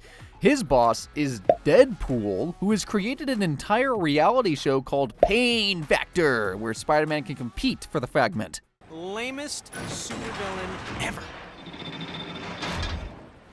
Deadpool gains the ability to clone himself from the fragment, so unfortunately for everyone, now there are even more of him. Spider-Man hunts down the original Deadpool through a series of obstacle courses and death-defying stunts, and to Deadpool's credit, when Spidey reaches the finish line, he actually hands over the fragment without a fight. No, he doesn't, it's fake. Of course, the merc with a mouth would never go down quietly, so Spider-Man beats down all the Deadpool clones, and with that, there's just one more fragment for each of the web-slingers. In the next cutscene, we see the Amazing Spider-Man deliver their latest fragment to Madam Web, and Mysterio bursts through the wall and threatens to kill the old woman unless they deliver him the final of fragments. They all reluctantly agree, but not without a plan that they're going to enact later. Or I should say, try to. The Amazing Spider-Man reaches his last fragment, but it's coincidentally in the middle of a fight between the Silver Sable and the unstoppable Juggernaut. The big guy picks up the fragment without even realizing it, but it activates anyway, giving him even greater strength just when Spidey's about to beat him. What's this glowy thing? Yeah, crumbs. I'm even more powerful than before!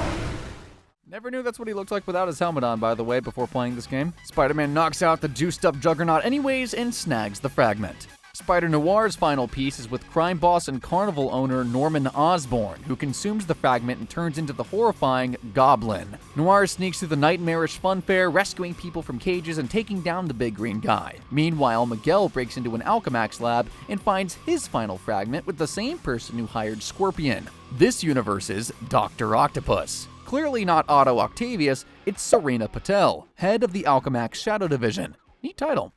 That's why it's called Shadow Division? Ah, touché. So, what's the master plan, Patel? You shadowy types always have one? I could kill you, or I could explain everything and then kill you. I think I'll just kill you.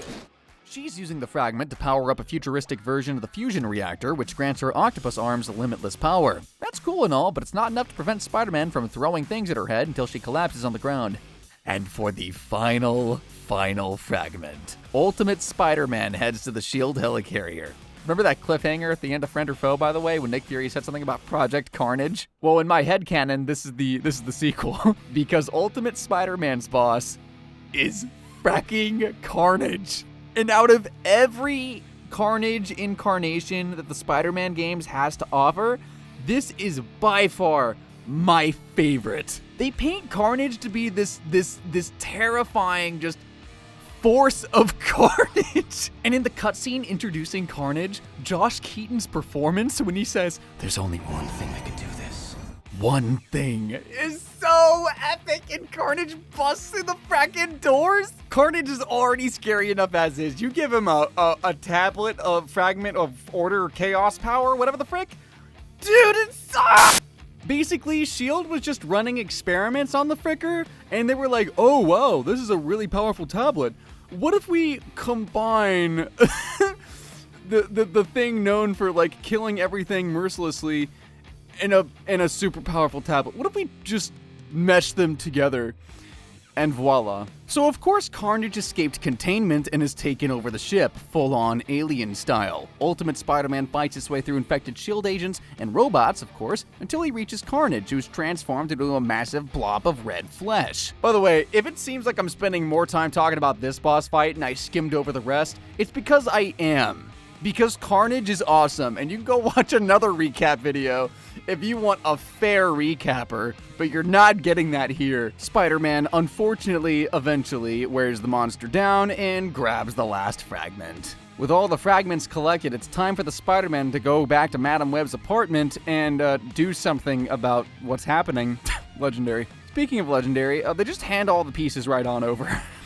And wouldn't you know it, with the full tablet power, Mysterio gains godlike powers and grows to a massive, reality-shattering size. Madam Web tells Amazing Spider-Man that the fabric of reality is weakening, which will allow her to bring all 4 Spider-Men into the same dimension. Finally, all the Spider-Men working together at the same time, using their specialties to distract and frustrate godlike Mysterio. Amazing Spidey lands the finishing blow by slamming Mysterio's bullfish helmet into the ground with his webs. A lesson to all you wannabe bad guys out there.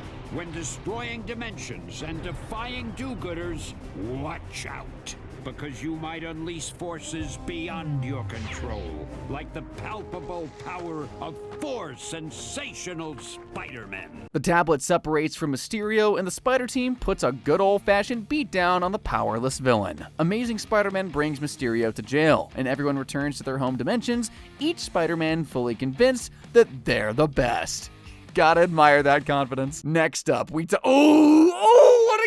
go! This is the perfect time to be a Spider-Man fan. So Shattered Dimensions got a direct sequel the very next year in 2011 with Spider-Man: Edge of Time. This game cuts out Ultimate and Noir from the story, choosing to focus more deeply on The Amazing Spider-Man and 2099 respectively. Fine with me. It wasn't received as well as the last game, unfortunately, but it does feature Spider-Man time travel shenanigans, and it's its own unique story, and it's a really cool one, and I'm going to tell you about it. While the last game sort of made it clear that these Spider-Men were from different dimensions, this game kind of retcons it so that Peter Parker and Miguel O'Hara are on the same timeline. Plot reasons. Josh Keaton this time plays the Amazing Spider-Man, and Christopher Daniel Barnes plays 2099, and they both just knock it out of the park, really. There's just not much more to say. The game starts off with Peter Parker having an all-out brawl with a beefed-up Anti-Venom. Anti-Venom is winning and claims that he's going to absorb the radioactive powers right out of Peter. In 2099, Miguel O'Hara's running towards some kind of portal to try and save Peter, but Anti-Venom continues draining Spidey's powers until Peter can't go on any longer. Just as Miguel reaches the portal, it's already too late. Now you're probably wondering how we got here. I've always wanted to do that. Cut to earlier, in the future. Miguel is investigating a scientist at Alchemax named Walker Sloan. Sloan claims to have found an unlimited energy source that uses the 4th dimension, time. Miguel doesn't trust Alchemax with anything, let alone the time stream, so he's determined to see what this guy is really up to. 2099 sneaks into Alchemax and discovers that Sloan has built a working time machine. His insane plan is to travel back in time and start Alchemax years earlier than it was originally founded. That way, Sloan can become the CEO of Alchemax from the very get-go, and he can shut down their business rivals before they even become a problem. Brother really built the time machine just for a better stock price. Miguel follows Sloan into the time portal, but finds himself trapped between eras, forced to watch a vision of Peter Parker being killed. Then the portal spits Miguel back out into 2099, which is transformed into an even more dystopian place where Alchemax is even more in control of everything. In fact, Sloan went back so far that even Peter Parker's reality changes. He goes from sitting outside Jameson's office at the Bugle to sitting in a cubicle at an Alchemax office. Miguel is now the only one who remembers the way the world used to be, since he was outside of time when the change happened. He uses some crazy future tech to establish a telepathic connection with his predecessor Peter Parker, and Miguel tries to explain to him what Sloan did and warns him about the vision of Peter dying in front of the portal. He tells Peter no matter what he does, stay away from the 66th floor. So of course Peter suits up and heads straight for the 66th floor. There, Peter discovers that this venom is known as anti-venom, I've spoiled that at the beginning, and it's rampaging through the building. And this game doesn't really explain the anti-venom origin story. From what I know, with a quick Google search, there's two. One we'll discuss later when we talk about another game, but the comics origin story, it's basically the Venom symbiote merging with Eddie Brock's antibodies, which were enhanced by Mr. Negative's healing powers. Outside of that, I don't really know. Anyways, Peter fights his way towards the 66th floor, while Miguel makes his way to the very same floor in his own timeline. Or time. I think they're on the same timeline. Anyway, when he gets there, Peter learns that anti-venom is being controlled by Sloan, who has built another time portal in this era. But before he can even ask Sloan about his plans, anti-venom attacks, and that brings us right back to the very beginning of the game. Anti-venom thrashes Spider-Man, absorbs his powers, and is about to kill Peter outright when Miguel shoots his web through the portal and yanks Petey back to 2099. And the way Christopher Daniel Barnes says the line, "No, not this time! No, not this time!"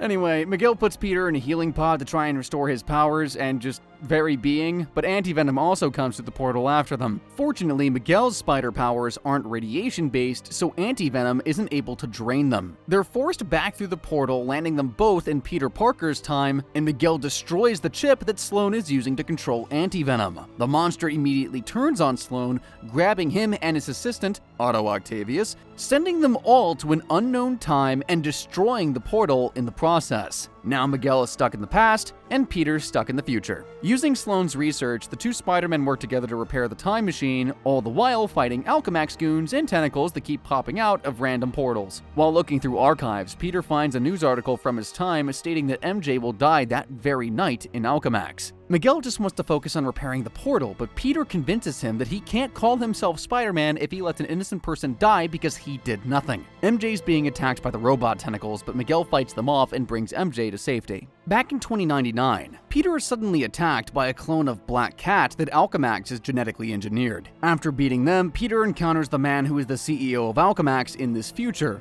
And they pulled a light year, it's himself. This Peter lost everyone he cared about in a tragic accident like that one time Danny Phantom did, thus resulting in him turning to the dark side. He became CEO of Alchemax, using everything at his disposal to find a way to undo the past and taking anti-aging drugs to reach this point in time, something that he wouldn't have been able to do without Felicia Hardy. Now evil Peter wants to use the time portal for himself. That's a whole lot for our Peter to take in, but he still decides the best thing to do is to rapidly retreat his backside. Also, return to his original time and destroy the time machine.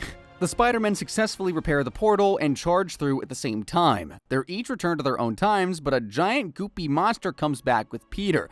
This nightmare is a combination of Anti-Venom, Sloan, and Doc Ock, which Peter has aptly named Atrocity. I don't know what this atrocity is. In fact, that's what I'm gonna call it. Atrocity. Because big scary tentacle monster thingy takes way too long to say. Oh, that and Bing Bang Boom was taken. Spider-Man evades Atrocity while trying to grab samples of its DNA. That's how they find out that it's a combination of all three of them. Then Peter uploads the sample into the computer so that it'll still be there in 2099, and Miguel can analyze it with future tech. Miguel determines that they should be able to defeat Atrocity by reversing the gate's polarity and sending Atrocity through it again. Old Man Peter appears to Miguel as a hologram and begs for Miguel to work together with him. He says he's not really that bad of a guy and just wants to make it so that Uncle Ben, Gwen Stacy, and everyone else he's let down get a real chance at life. But not Felicia, I guess. Miguel tells Peter that he can't play God, and the CEO drops Miguel through a trap door. Back in the present, the amazing Spider-Man manages to lure Atrocity right in front of the portal, while Miguel does the same with old Peter, who has put on a giant mech suit in the future. They knock the two villains through the portal at the same time, and somehow that just reverses everything that Sloan did. The timeline returns to normal, and the two Spider-Men are the only ones who even remember what happened. Peter asks how any of this was even possible, and Miguel tells him it would require a 5-hour lecture to explain it. Only 5 hours? Have you seen how long some of the videos on this channel are? I got time. Like clockwork, 2012 brought a brand new Spider-Man movie for Activision to make a game out of. The Amazing Spider-Man, based on the Andrew Garfield movie, actually takes place after the movie ends and serves as kind of an epilogue. It of course didn't stand a chance at being as groundbreaking as the previous Spider-Man movie games were, but it's not like it was trying to be. Everyone was happy to have another open-world Spider-Man game for a modern console. If you haven't seen the movie, go watch it. I highly recommend it. All the Spider-Man movies. But all you need to know is that instead of MJ, Peter Parker's in love with Gwen Stacy, whose father is a police captain. The movie ends with Peter defeating the Lizard, but Gwen's father sadly dies shortly after learning Spider-Man's identity. In his dying moments, Gwen's father made Peter promise to stay away from Gwen and not get her wrapped up in Spider-Man nonsense, because dating a superhero is dangerous. Of course, it only takes a couple of weeks for Peter to completely ignore this promise. The game begins a few months later, with Peter and Gwen sneaking into an Oscorp lab together. They heard rumors that Oscorp is continuing Dr. Connor's experiments even after they turned him into a cop-killing lizard. Gwen works here at Oscorp as a lab assistant, so she gets them in to spy on her boss,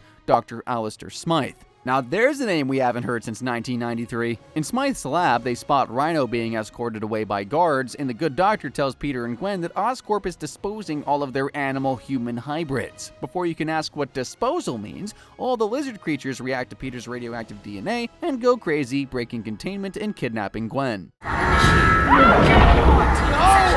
How do we open this thing? No! No! Peter suits up and quickly saves her, then brings her to a medical station. Unfortunately, Gwen was bitten by the infected creatures, meaning she's doomed to become a scaly lizard just like Dr. Connors. Spider-Man heads out into New York, where he is not only faced with containing the escaped lizard people, but also must fight a giant robot called SO1 that Smythe unleashed to hunt them all down. Okay, Smythe. This is a little bit of overkill. Overkill is right. It's a good thing Peter has a lot of experience punting above his weight class because he's able to destroy the behemoth with its own missiles. Next, Peter visits the one man who might know how to reverse this mess. Of course, it's Dr. Connors. The only snag is that he's locked up in a mental hospital and rambling about Morbius. Dr. Michael Morbius!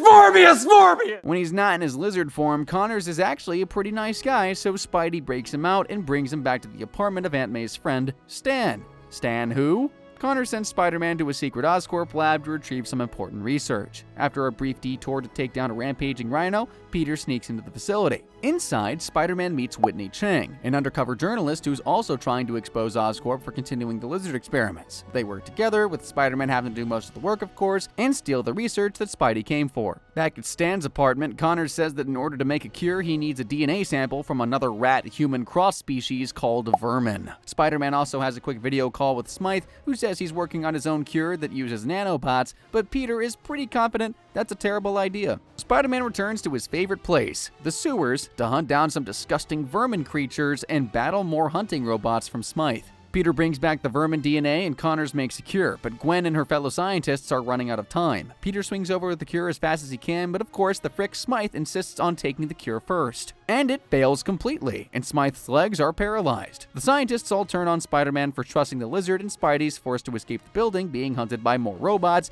including a dang metal dragon. Next, Peter swings back to Stan's apartment and yells at Connors for making such a crappy cure. Connors has the sudden realization that Spider-Man himself was the key to making a stable cure all along. He's a cross-species, and he's not an ugly monster. The doctor uses Peter's blood to make a new working cure. Right then, Gwen calls and says that Smythe is going to force his dangerous nanobot cure on all the scientists. Spidey breaks back into Oscorp and delivers the real cure to all the scientists, except Gwen. When Peter finally does find her, it looks like he's too late. Gwen! You know that you were the one! When I first saw you in science class, I just wanted to be with you.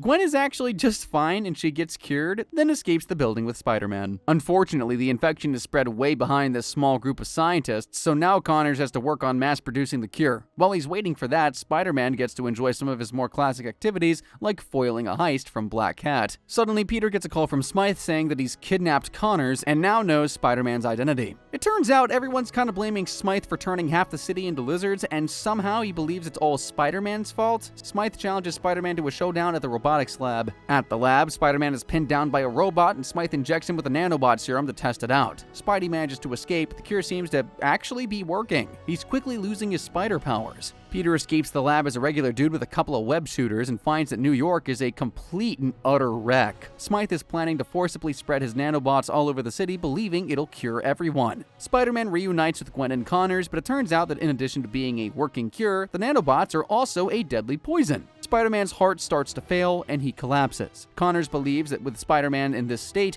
he is the only one who can stop Smythe from spreading his poison and turns himself into the lizard again. Peter's heart ends up completely stopping, so Gwen uses a defib on him, which was just the right thing. Apparently, electricity can kill the deadly nanobots. It's gonna take a bigger zap than that, though, to get rid of all the nanobots in his body. Spidey gets a lift from Whitney in her news chopper straight to the top of Oscorp, where Connors is currently battling Smythe's robots. Peter crawls into the building's reactor and electrocutes himself to get rid of all the nanobots and restore his powers completely. He and the lizard defeat Smythe together and stop him from releasing his nanobots on the city, but Connors loses control again and escapes back into the sewers. It's always the sewers. Smythe is then arrested, and Spider-Man chases after the lizard. In the sewers, Peter rescues Gwen, who is down here reprogramming a robot so that it'll spread the real cure to everyone. Her and Petey share a kiss, which is really sweet, but it must smell terrible down there. Finally, Spider-Man has one last showdown with the lizard and manages to deliver the cure to save Connors once again. Is everyone all right? Gwen? She's fine. You didn't hurt anybody. Except me. A few days later, Peter and Gwen are watching the news together where Whitney Chang is reporting on how Spider-Man saved everyone. Apparently, Smythe has already escaped custody, but Gwen convinces Peter to save that problem for tomorrow. Next up on the docket, a 2014 game the studio Gameloft came out with called Spider-Man Unlimited, an endless runner for mobile phones. I'm really surprised there aren't more spin-off Spidey games like this, but it just shows how protective Marvel is with their character. Moving on. Also in 2014, the next installment from the Garfield movies came with The Amazing Spider-Man 2. It was overall considered a big step down from the first game and is one of the lowest reviewed of our 3D games here. Interestingly though, the story is essentially a retelling of the movie, but it's changed so much that it's barely recognizable. There's barely a single mention of Gwen in the entire thing. It seems like they just wanted to avoid spoiling anything for the second movie, but they went a little overboard, so now it's just sorta a generic standalone Spider-Man story, but I don't care. And you already know why. This game starts with Peter reflecting on the murder of Uncle Ben. His killer got away from Spider-Man a year ago, but Peter still wants revenge. Spidey overhears someone matching the killer's description on a police radio and tracks him down, but it turns out to be the wrong guy. Soon enough, he tracks down the real culprit, but finds that the man has already been taken care of by a serial killer named the Carnage Killer, who leaves his bloody signature at every crime scene. The Carnage Killer seems to be only targeting criminals, so some people actually support him, but Peter vows to stop the guy before he can kill again. Just then, the news reports that the Shocker and his gang have taken over Oscorp, so Spidey goes to deal with that. After that, Oscorp's new CEO, Harry Osborn, announces that the company will be partnering with Wilson Fisk to create a new private police force designed to capture vigilantes like Spider-Man. With a whole new threat hunting him down, Peter reluctantly turns to a man who knows a lot about that, Kraven the Hunter. Kraven offers to mentor Spider-Man and help him find the Carnage Killer, but Spider-Man isn't sure if he can trust the guy. But Peter goes with it for now, and thanks to Kraven's ties to the Russian mob, they find out where the killer is most likely to strike next. When they get there, Kraven tells Spidey that he should let the killer go for now so they can get more practice by hunting him. But Spider-Man says that's insane and confronts the killer anyway. It's just a normal guy with a V-neck t-shirt and a knife named Cletus Cassidy. What a frackin' loser, am I right? Spider-Man beats him down and sends him to Ravencroft Mental Institute, where Oscorp experiments on him by giving him an alien symbiote. Next, Kingpin seizes all the power in the city by uniting warring gangs. Nobody has any idea who Kingpin could possibly be until Black Cat tells Peter that it's Wilson Fisk and that Kraven has secretly been working for Fisk all this time. Peter goes straight to his friend Harry to warn him he's working with a crime lord, but Harry doesn't have time to worry about that. He's dying of a genetic disorder and believes that the only thing that could help create a cure is Spider-Man's blood. He asks Peter for help getting the hero's blood, so Peter next pays his friend a visit as Spider-Man. Webhead tells Harry that he won't give him his blood without doing more testing first to make sure it'll actually be safe, and definitely just created a new supervillain. Next, Peter confronts Kraven, who reveals that he only ever trained Spider-Man so he would be a worthier opponent before Kraven eventually killed him. Well, it looks like he trained him a little too well because Spider-Man whoops his frackin' behind. By Kraven's code of honor, he now has to answer all of Spidey's questions and tells him that Fisk is the one who hired the Carnage Killer in the first place. He wanted to make criminals afraid so it would be easier to unite the gangs and take over the city. Moving on, Spider-Man strolls right into Fisk's safe house and starts hacking his computers to look for evidence, but the power goes out at that exact second as Electro breaks out of prison. Spider-Man swings to Times Square and takes down Electro, which is the one scene I actually recognize from the movie. Meanwhile, Harry is desperate for a cure and injects himself with an untested spider serum created by Peter's father. When Peter next sees his friend, he's been transformed into the evil Green Goblin. In true Spider-Man fashion, the Goblin impales himself with his own glider while trying to kill Spider-Man and dies on a rooftop. Back over at Ravencroft, Cletus has bonded with his alien symbiote pal and became the terrifying Carnage. Now, of course, this Carnage is not anywhere near as cool as the one from Shattered Dimensions, but to be fair, that one had an ultra epic power tablet thingy. This one don't got that. Still though, any Carnage appearance is a W for me. Spider-Man swings over to the asylum and prevents Carnage from escaping after learning the symbiote is weak to fire. Cletus begs Spider-Man for death, but Peter refuses and removes the symbiote from Cletus instead. In the aftermath, Peter gets a pep talk from Stan Lee and Kingpin teases a sequel that was never made. Would have been cool though.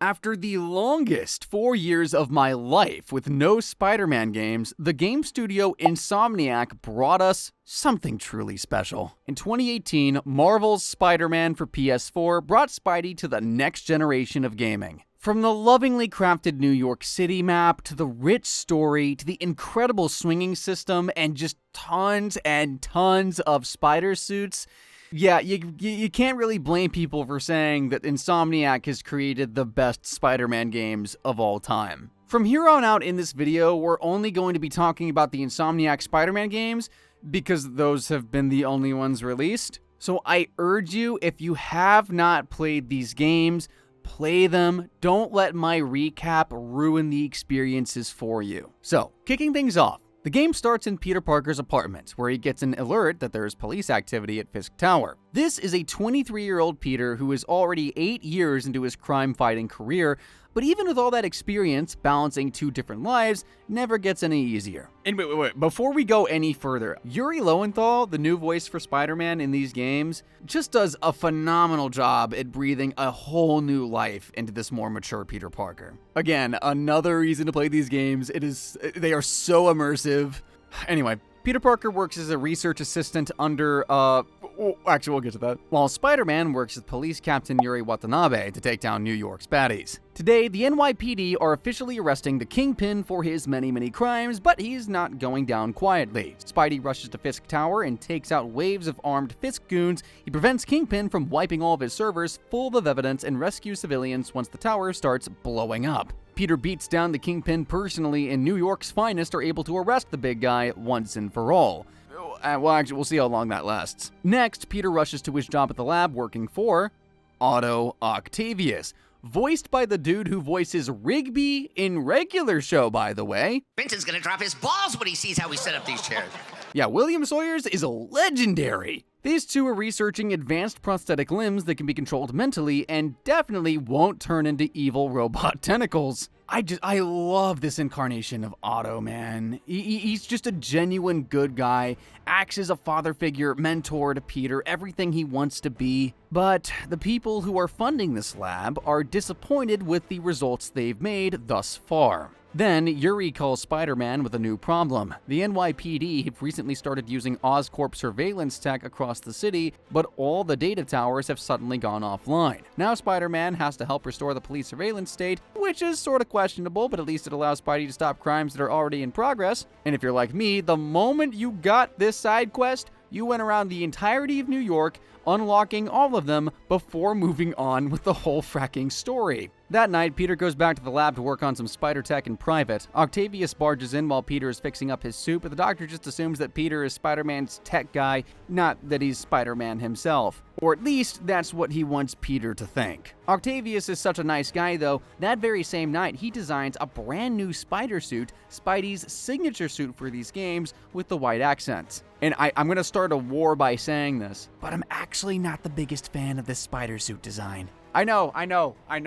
I'm sorry. I said it. It has grown on me over the years, but I don't know. It's just the white's just not working for me. Let me know in the comments if you agree, if you're like, no, that's fracking wrong, that you're stupid, you're terribly stupid for that opinion. Let me know. Peter then mobs up some remaining Fisk goons with help from some new spider gadgets that Octavius designed. Next, we get to learn a bit more about Peter's life. His Aunt May works at a homeless shelter called Feast, which is run by a wealthy businessman named Martin Lee. Peter helps out wherever he can, whenever he has free time, and today he's helping Martin plan a surprise party for Aunt May to celebrate her 5th anniversary of working at Feast. And you can automatically tell that this Peter is very close to his Aunt May, as she was the only person who really helped him get through the deaths of his parents and Uncle Ben. And of course, like that goes without saying for every Peter Parker and their Aunt May, but it's just like I'm geeking out about the performances, okay? They sell it to me. After the party, Yuri tells Peter that the silent alarm has been tripped at an auction house where all the Fisk stuff is being sold. When he gets there, Spidey finds a gang of masked men called the Inner Demons who are looking for some kind of file. Spider-Man stealthily takes them out and even gets an assist from MJ.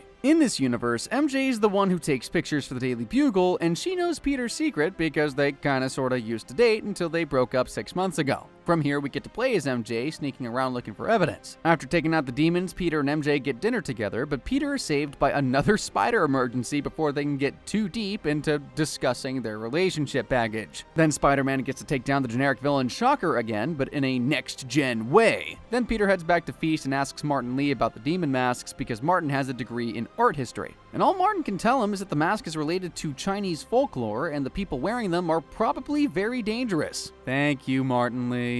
Next, Peter returns to the lab where Octavius is testing their prosthetic arm on a veteran. The new arm seems to be working great, but suddenly uniformed men barge in and start taking all the science equipment. Norman Osborn, CEO of Oscorp and mayor of New York City, has cut the funding to Octavius's lab. Norman claims it's for safety reasons, but Octavius knows that this is just his old rival trying to steal all of Octavius's work for himself. Norman also mentions to Peter that once his son Harry gets back from Europe, they should start a company together. Keep that in mind for much later. Depressed and newly unemployed, Spidey takes on the Shocker again, but at the bank. It becomes clear that someone is paying Shocker to wreak havoc across the city, and Peter has a hunch it's related to the Demon Gang. Then Peter sneaks into a Fisk warehouse with the help from a police officer named Jefferson Davis, who mentions that his son is a huge Spider-Man fan. The Demon Gang arrives to try and steal something from the warehouse, but Spider-Man and Davis thwart their plans. Then Peter heads on home, only to find that he's been evicted from his apartment, and all of his stuff is missing.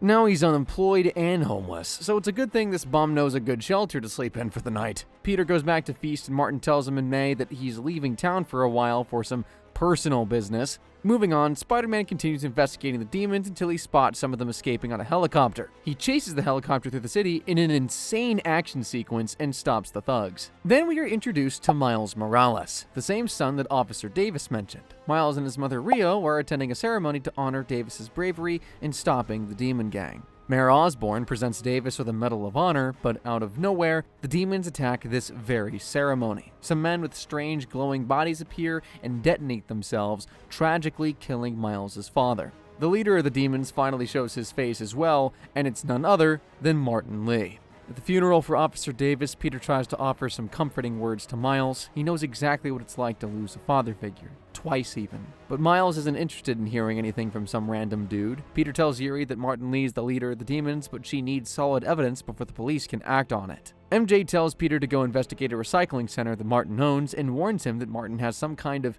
negative energy he can use to corrupt people. MJ also says they should try and cheer up Miles by finding him a purpose in life, and Peter suggests getting him a job at Feast. Spidey finds a demon hideout and discovers evidence the demons are planning an attack on Norman's campaign offices. Martin seems to have it out for Mayor Osborn in particular. Spider-Man keeps punching through thugs with negative powers when he's suddenly surrounded by high-tech soldiers. Silver Sable arrives on a helicopter, disabling Spidey with a stun gun and nearly putting a bullet in him when Yuri tells her to stand down. Apparently, Osborn has hired Sable International as his own personal security to protect him from the demons. They're not called the Wild Pack anymore? Yuri convinces Sable to let Spider-Man go, and Peter returns to Feast to look through Martin's office. He uncovers evidence that Martin has some kind of demon inside of him that gives him negative energy powers, and it seems like Martin has spent most of his life trying to find a balance with that demon, but once his beef with Norman started, he let the demon take over completely. Martin shows back up right as Peter's leaving his office, and naturally Martin is incredibly suspicious. It definitely feels like Martin knows who Peter is and is subtly warning him to stay the hell out of the demon's business. And yeah, that's definitely the case, because as soon as he steps outside, Peter is attacked by some homeless people that have been corrupted by Martin. After Peter fights them off, Martin is already gone. So Peter calls Yuri to tell her what he found. The demons are after something called Devil's Breath, a bioweapon developed at none other than, of course, Oscorp. This dude became mayor and is basically the president of Umbrella Corp. Next, Octavius calls Peter back to the lab to show him a new idea that could save their funding. He's built a new prototype arm, but it loses control and breaks a mug. Octavius then tells Peter that he and Norman first met as lab partners in college. Octavius actually co-founded Oscorp, but Norman started doing unethical experiments and forced Octavius out of the company. Peter really believes in what Octavius is trying to do though, so he agrees to continue working here without pay. Next, we get another stealth mission with MJ, who's sneaking into a gang hideout this time. She's almost spotted by a giant bulletproof man named Tombstone, who is apparently building armored vehicles for Martin. MJ escapes, and that night she has a dinner date with Peter, who she asks to be official with. As crime-fighting partners, of course. Then Spider-Man sneaks into an Oscorp building where he finds the demons looking for information on Devil's Breath. Peter learns that the bioweapon was worked on by a Dr. Isaac Delaney, so that's their next lead. Peter tracks Delaney down to a Halloween party at Empire State University where he encounters all his classic villains as Halloween costumes. Peter spots Dr. Delaney being kidnapped by demons and follows them into the basement where he witnesses Martin fully becoming his alter ego, Mr. Negative. Spidey reveals himself, and Mr. Negative blasts him with energy before using his corruption power to make Delaney shoot himself. He got all the information he needed. Peter fights through the demons and even a corrupted guy in a rhino costume, but Martin ends up getting away. Before Delaney died, he gave the name of the head scientist on the Devil's Breath project, Morgan Michaels. Spidey sneaks into Norman's office to look for more info, and honestly, he probably should have just come here first. Peter learns the Devil's Breath was originally supposed to be a universal cure for all diseases, but instead it ended up becoming a terrible virus that could destroy all life. Close enough. Dr. Michaels has the only sample of it and keeps it with him at all times because just destroying it would be too easy. Later, MJ sneaks into a Sable International facility to question an Oscorp officer about Dr. Michaels. Right as she's about to get answers, Spidey swings in and knocks the poor guy unconscious. MJ is of course mad that Peter doesn't trust her to do hero work on her own, and MJ says this is exactly why they broke up. Peter was apparently always too overprotective and controlling, and I hear her, but in this case, dude, I wouldn't want my girlfriend sneaking into mercenary camps either. Then Peter returns to the lab for another demonstration of the new prosthetic arms. This time it works great actually, and a pair of arms are even able to juggle 30 tennis balls at once. Afterwards, Octavius confides in Peter that he has a degenerative neurological condition. Pretty soon, he'll lose all usage of his muscles. So while the work he's doing here is very important, there's also a selfish component there. Peter tells Octavius that none of that matters, and he's staying by the doctor's side no matter what. However, when Peter searches around the office, he learns that Octavius wasn't being entirely honest. The neural implant he's using to control the prosthetic arms is very dangerous and could lead to an altered personality and mood swings. On his first day of work at Feast, Miles is robbed by some random thugs and tries to fight them off himself before Spider-Man ends up saving him. Miles is psyched to meet his hero, and Spidey kindly teaches the boy how to throw a punch. Then at Feast, Peter introduces Miles to his aunt before swinging away for more hero work. Moving on, Sable International locates Dr. Michaels and attempts to secure him and the Devil's Breath. As soon as they put him in a car though, Mr. Negative shows up in a giant armored vehicle Tombstone created for him. When Spider-Man arrives, the demons have already stolen the Devil's Breath and are driving away. The Webhead gives chase and tries to pull Martin out of the vehicle, but the villain uses his corruption power on Spider-Man. Peter's then pulled into some kind of negative plane and must fight a bunch of shadowy minions to try and retain control over his own mind. He successfully fights off the corruption and stops the vehicle vehicle from running over innocent people, but Martin still gets away with the virus. Next, MJ heads to Grand Central Station to check out an Oscorp exhibit about their new atmospheric dispersal device.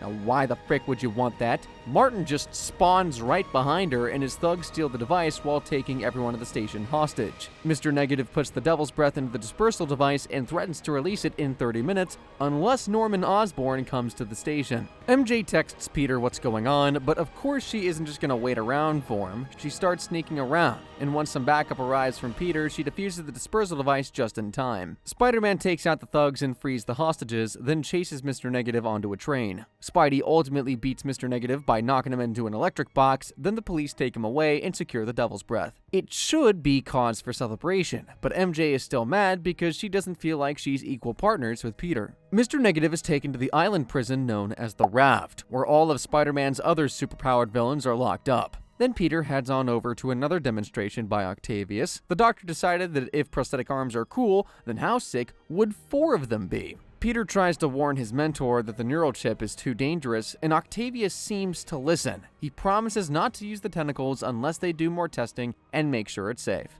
The very second Peter leaves, Octavius pops the chip back in and destroys a TV that Norman is on.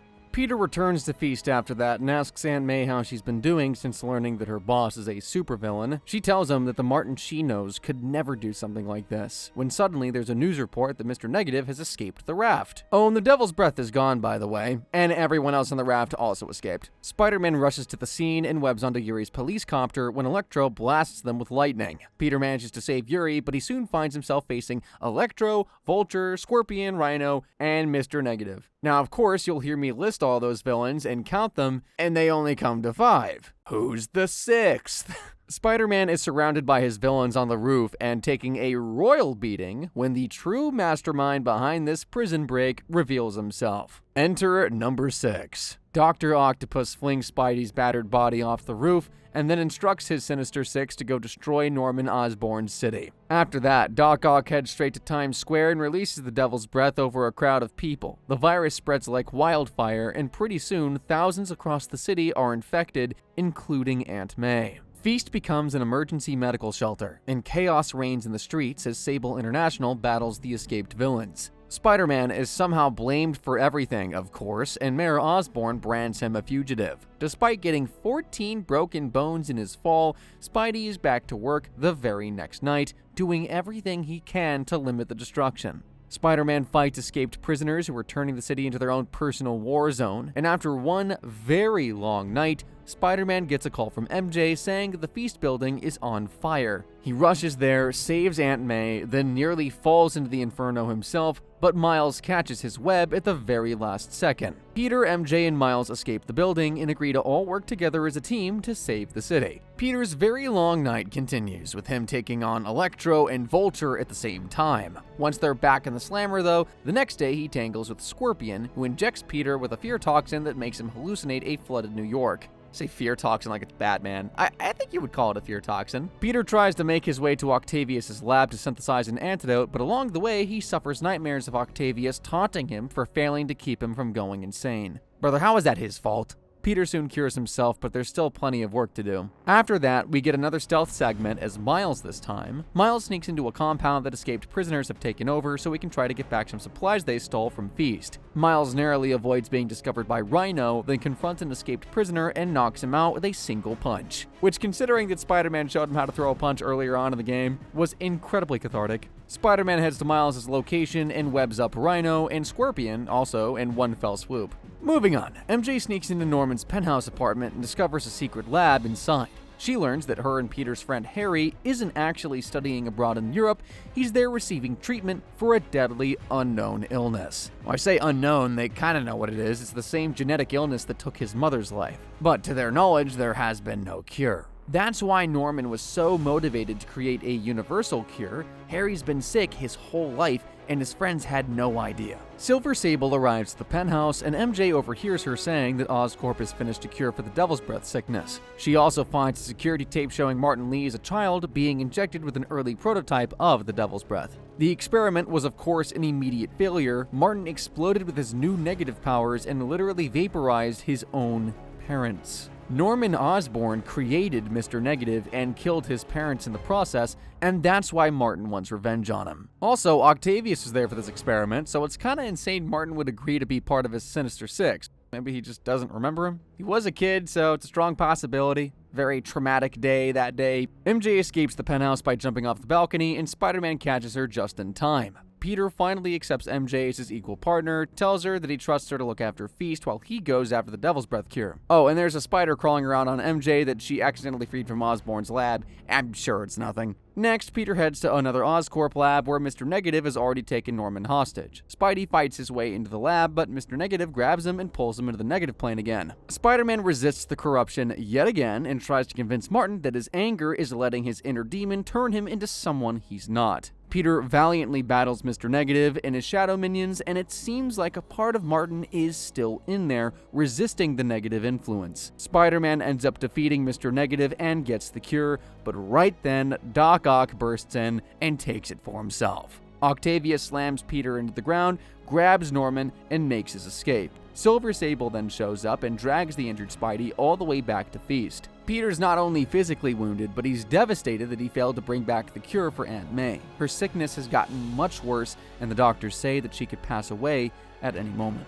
Peter pulls himself to his feet and prepares to go after Doc Ock again. MJ reminds him that he did help build the robot tentacles, so maybe he should work on finding a weakness instead of relying on brute strength alone. Then the spider that hitched a ride on MJ crawls away, and just so happens to bite Miles. Peter returns to the lab where it all started, and creates a new high-tech metal suit designed specifically to fight Doc Ock. Octavius brings Norman to the roof of Oscorp and commands him to tell the truth about taking all the credit for Octavius's ideas. Norman refuses, telling Octavius that he is worthless and gets thrown off the roof for his troubles. Spider-Man luckily catches Norman just in time, then swings up to the roof to get the cure back. Peter says that they can still punish Osborn and cure everyone who's sick, but Octavius has completely lost it at this point and thinks Osborn won't be truly punished until his creation kills millions of people. At the climax of their fight, Doc Ock reveals that he knew exactly who Spider-Man was the entire time. He's not dumb. He knew Peter's secret from the moment he walked in on him repairing the suit. He tried to warn Peter to stay away, but he's still willing to kill his beloved student just to get his revenge. When Octavius gets in close to mock the helpless Spider-Man, Peter rips out the neural chip on the back of Ock's neck,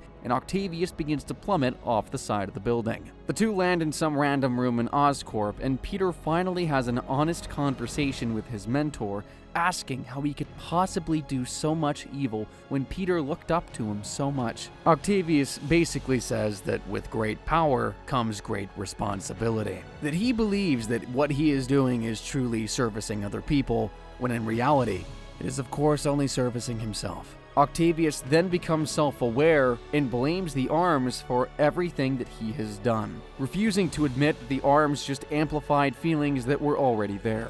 Octavius doesn't want his arms taken away, so he basically blackmails Peter into joining him in his efforts, or else he'll leak his identity to the public. Peter just says, "Do what you think is best, Doc. It's all any of us can," and walks away from his former mentor for good. Peter rushes the cure back to Feast, but he's faced with a horrible truth. There's only enough of the cure for one single dose. They can give that dose to the scientists to mass-produce the cure and save everyone else, but that will take time that Aunt May doesn't have. Peter sits by his aunt's side in his costume, and Aunt May reveals that she has also known his secret for a pretty long time. She says that she is more proud of him than he could ever know. Peter's left with the choice: save his Aunt May or save the rest of New York. And ultimately, he and Aunt May both know that it was never really a choice to begin with. Peter puts the cure down, and Aunt May, tragically, passes away. But her sacrifice did not go down in vain. The cure has been mass-produced and the majority of infected people survived. A funeral is held for Aunt May, and Octavius is thrown in the raft with the rest of his Sinister Six. 3 months later, MJ has gotten promoted to assistant editor at the Bugle, and she's finally ready to restart her relationship with Petey. Then, in a mid-credits scene, Miles reveals to Peter that he's been developing spider powers. And oh boy, he could not be talking to a better person about this. Finally, in the post-credit scene, Norman visits his son Harry, who isn't in Europe at all. He's floating in some kind of a tank, surrounded by some very Venom-like tendrils. And that was Marvel's Spider-Man. An insanely awesome story and just a beautiful start to Insomniac's Spider-Man trilogy. Maybe quadrilogy if you count our next game here. Because 2 years later, coinciding with the 2020 launch of the PS5, came Marvel's Spider-Man Miles Morales. This game expands on the world created in the previous title and feels more like a standalone Miles Morales DLC than a full game. Aside from the shorter length though, there is not much to criticize here. Miles has his own unique skill set that includes invisibility and energy blasts, powers iconic to Miles Morales' Spider-Man, so he plays pretty differently from Peter Parker in the first game. Unfortunately, every time I think of this game, I think of that one GameSpot review. The way he leaps off of rooftops and flips backwards to face the camera before falling into a headfirst dive is just full of the exaggerated swagger of a black teen. Why this never got taken down, I will never know. Anyway, this game starts a few months after the last one, with Miles officially being trained as the new Spider-Man by Peter. Miles' mother Rio is running for mayor against Norman, and today he's helping Peter escort a convoy of prisoners to the raft. There's one supervillain among them, and they don't even know who they're escorting. But of course, it only takes them a couple of seconds to bust out of their thick metal cage. I still don't know why they thought it was a good idea to escort Rhino via a cage suspended by helicopter, but here we are. Yeah, so it's Rhino. Rhino emerges, breaks out all the other prisoners in the chaos. Miles focuses on the regular folk while Petey tries to take down Rhino, but when Peter gets overwhelmed, Miles ends up coming to the rescue anyway by knocking Rhino out with his new, totally not from actual Venom, Venom Blast. After taking the beast down, the Spider-Men are approached by Simon Krieger, the head of research at Roxxon Energy Corporation. Roxxon has been developing advanced armor of their own, and Simon says their soldiers can guard Rhino until the police come. Seriously, New York needs a ban on super soldiers at this point, except for Cap. Afterwards, Peter tells Miles that he's going on an important work trip with MJ out of the country, so Miles will be the only one looking after New York for a few weeks. Peter gives Miles a new suit and tells him he believes in him. Miles swings over to his best friend and guy in the chair, Genki, to try on the new suit and go through some holographic training Peter left for him. On his way home, Miles notices a break-in at Roxxon. The energy company is about to launch their new reactors, which use a revolutionary clean energy source called Nuform that can power all of Harlem for 500 years with a single canister. Miles checks out the building and is attacked by a gang with some strange purple tech they are referred to as the Underground, a terrorist organization that is sworn to take down Roxxon. Miles deduces that they're trying to steal the Nuform, but for now, all they can do is web these guys up and head home for dinner. At home, Rio's invited Miles' old friend Finn over for dinner. Miles and Finn were very close as kids and worked a lot on science fair projects together, but after moving to Harlem, he hadn't seen her for nearly a year. Rio asks Finn if her brother Rick still works for Roxxon, which makes Finn get kinda quiet. Rio's made it clear that if she's elected mayor, the corrupt Roxxon will be her first target. After dinner, Miles makes plans to hang out with Finn the next day. Genki creates a spider app for people to request help from the wall crawler. Coincidentally, the first request comes from Miles' uncle, Aaron Davis. Aaron works on the subway system and needs help rebooting some relays that monitor train traffic. Miles learns that someone is jamming the relays on purpose and is attacked by more thugs from the underground. Miles gets the trains running again and returns to his uncle, who reveals that he already knows it's Miles. Aaron can tell this new Spider-Man was Miles just from seeing how he moves, but his secret is safe with Unc. Next, Miles meets with Finn for their friend date, and they dig up a time capsule they hid on a rooftop. In a flashback, Miles and Finn place the time capsule along with Finn's cool older brother Rick, and they all talk about how they dream of making the world a better place. Rick was about to start an exciting new job at Roxxon, though of course, as it's already been hinted at, it probably didn't work out too well from what we can gather. At the present, Miles asks about Rick, but Finn dodges the question and makes an excuse to leave. Then, Miles attends a festival being held in support of his mother's campaign and meets a young deaf street artist named Haley. While Rio's giving a speech, the Underground hack into her monitors and their masked leader publicly accuses Krieger of murder. Underground soldiers start attacking Roxxon guards that are present, and Spider-Man does his best to limit the destruction. From there, Miles heads straight to another Underground attack, this one on a shipment of Nuform. Miles confronts the Underground leader on the Brooklyn Bridge and tries to stop them from stealing the energy canister. Miles uses his electricity attack and knocks off their mask to reveal that the leader is none other than Finn, going by the moniker Tinkerer. Miles' lightning also destabilizes the new form and causes a huge explosion on the bridge. The bridge begins collapsing, and Miles focuses on saving everyone while Finn gets away with a canister. Miles feels awful since it was his venom blast that caused the explosion in the first place. Some Roxxon guards surround him and raise their guns, despite the protests of the civilians Miles just saved. Before they can fire, Miles instinctively becomes invisible to escape, a power he didn't even know he had. The next day at home, Miles tells his mother that he wants her to drop out of the mayoral race because it's getting too dangerous. Is mayoral a word? I just said it. Anyway, yeah, he wants her to drop out because it's getting too dangerous, and she tells him in response that their family doesn't give up and they can't let the bad people intimidate them. Inspired, Miles and Genki work together and design a new suit that conducts his lightning power better. Next, Miles goes to a repair shop owned by Finn's family to look for clues. The place is abandoned, but Miles finds documents that show Rick was one of their lead researchers on Newform. Turns out he was poisoned by the Newform while working on it, but Krieger refused to admit that there were any problems. Rick planned to expose Krieger and tell everyone that Newform is poisoned, but something happened to him before he could. From there, Miles tracks Finn's phone to the Roxxon research facility where Newform was initially created. Miles infiltrates the building and encounters a high-tech thief called the Prowler. The thief immediately reveals himself to be Uncle Aaron. Aaron tells Miles he shouldn't be here, but Miles convinces his uncle to help him look for Finn's phone. Spider-Man overhears Krieger yelling at scientists to make more Newform to replace the stolen canister, but Rick was the only one who ever truly understood how to create it. Miles heads deeper into the lab and eventually finds Finn's phone, with some very shocking videos on it to say the least. Rick and Finn broke into this facility to try and shut down the first Newform reactor, but Krieger caught them and trapped Rick inside a force field. Rick was exposed to the reactor directly and was vaporized right in front of Finn.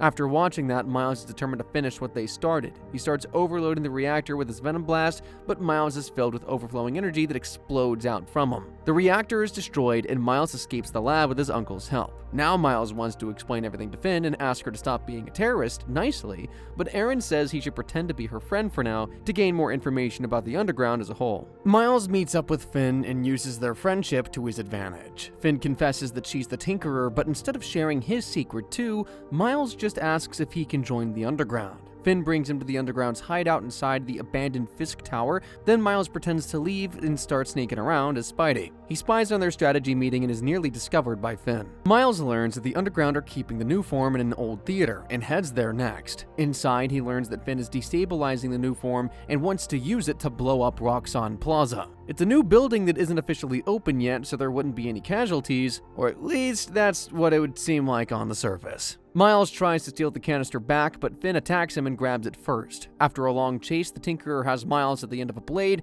but Miles takes off his mask to look his old friend in the eye. Finn is stunned to say the least, and runs off without saying a word. Miles goes to get a pep talk from his uncle, and Aaron tells Miles that he should meet up with Finn to try and talk things out, but it's revealed that the Prowler is spying on his own nephew for Roxxon. Miles meets with Finn at a church, but since Aaron sold them out, they're immediately attacked by Rhino with upgraded Roxxon tech. Miles' Venom Blast does nothing, and he's quickly knocked out. Miles then wakes up tied to a chair with Krieger standing over him and Finn. Krieger basically says that he can't wait to dissect Spider-Man and figure out how to sell his powers in a bottle. Some Roxxon guards start beating Miles with electric batons, trying to get Finn to reveal where the Newform is. All the electricity overloads Miles, and he knocks out the guards with an explosion. He and Finn escape the dungeon and head to Krieger's office to steal all his data on Newform so they can leak it to the public. While they're doing that, Rhino catches them and starts a very expensive rampage through the high-tech offices. Working together, Miles and Finn manage to put Rhino down. Miles gets back to downloading the data and discovers that Krieger has modified the reactor at the Roxxon Plaza. If Finn puts the unstable Newform in said reactor, it won't just blow up the plaza, it'll blow up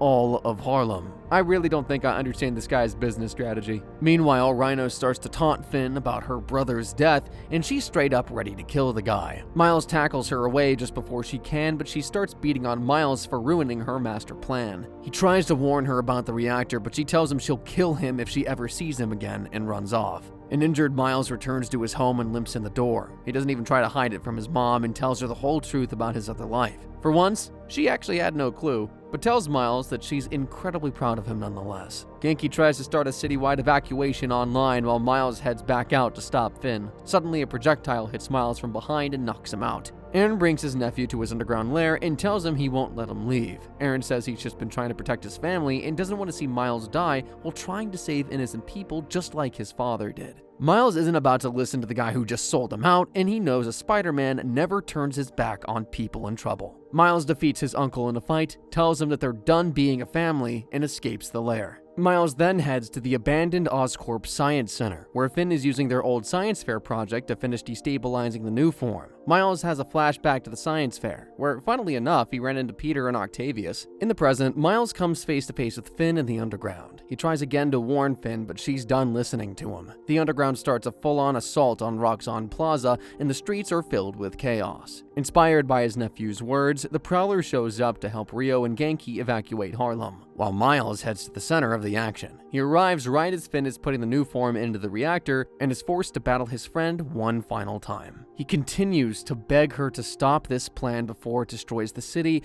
but all she can think of is getting justice for Rick. The building starts to collapse as the reactor goes critical and Finn falls off the roof. Miles jumps off after her and catches her at the last second. Miles gets to his feet and struggles towards the unstable reactor. He puts his hands on the machine and starts absorbing all the energy, not caring about what happens to him. The explosion is contained, or at least transferred over to Miles, and before he can explode, Finn grabs him and uses her rocket boots to blast up into the air. She finally realized that Miles was telling the truth all along, and that she was blinded by her need for revenge and her grief.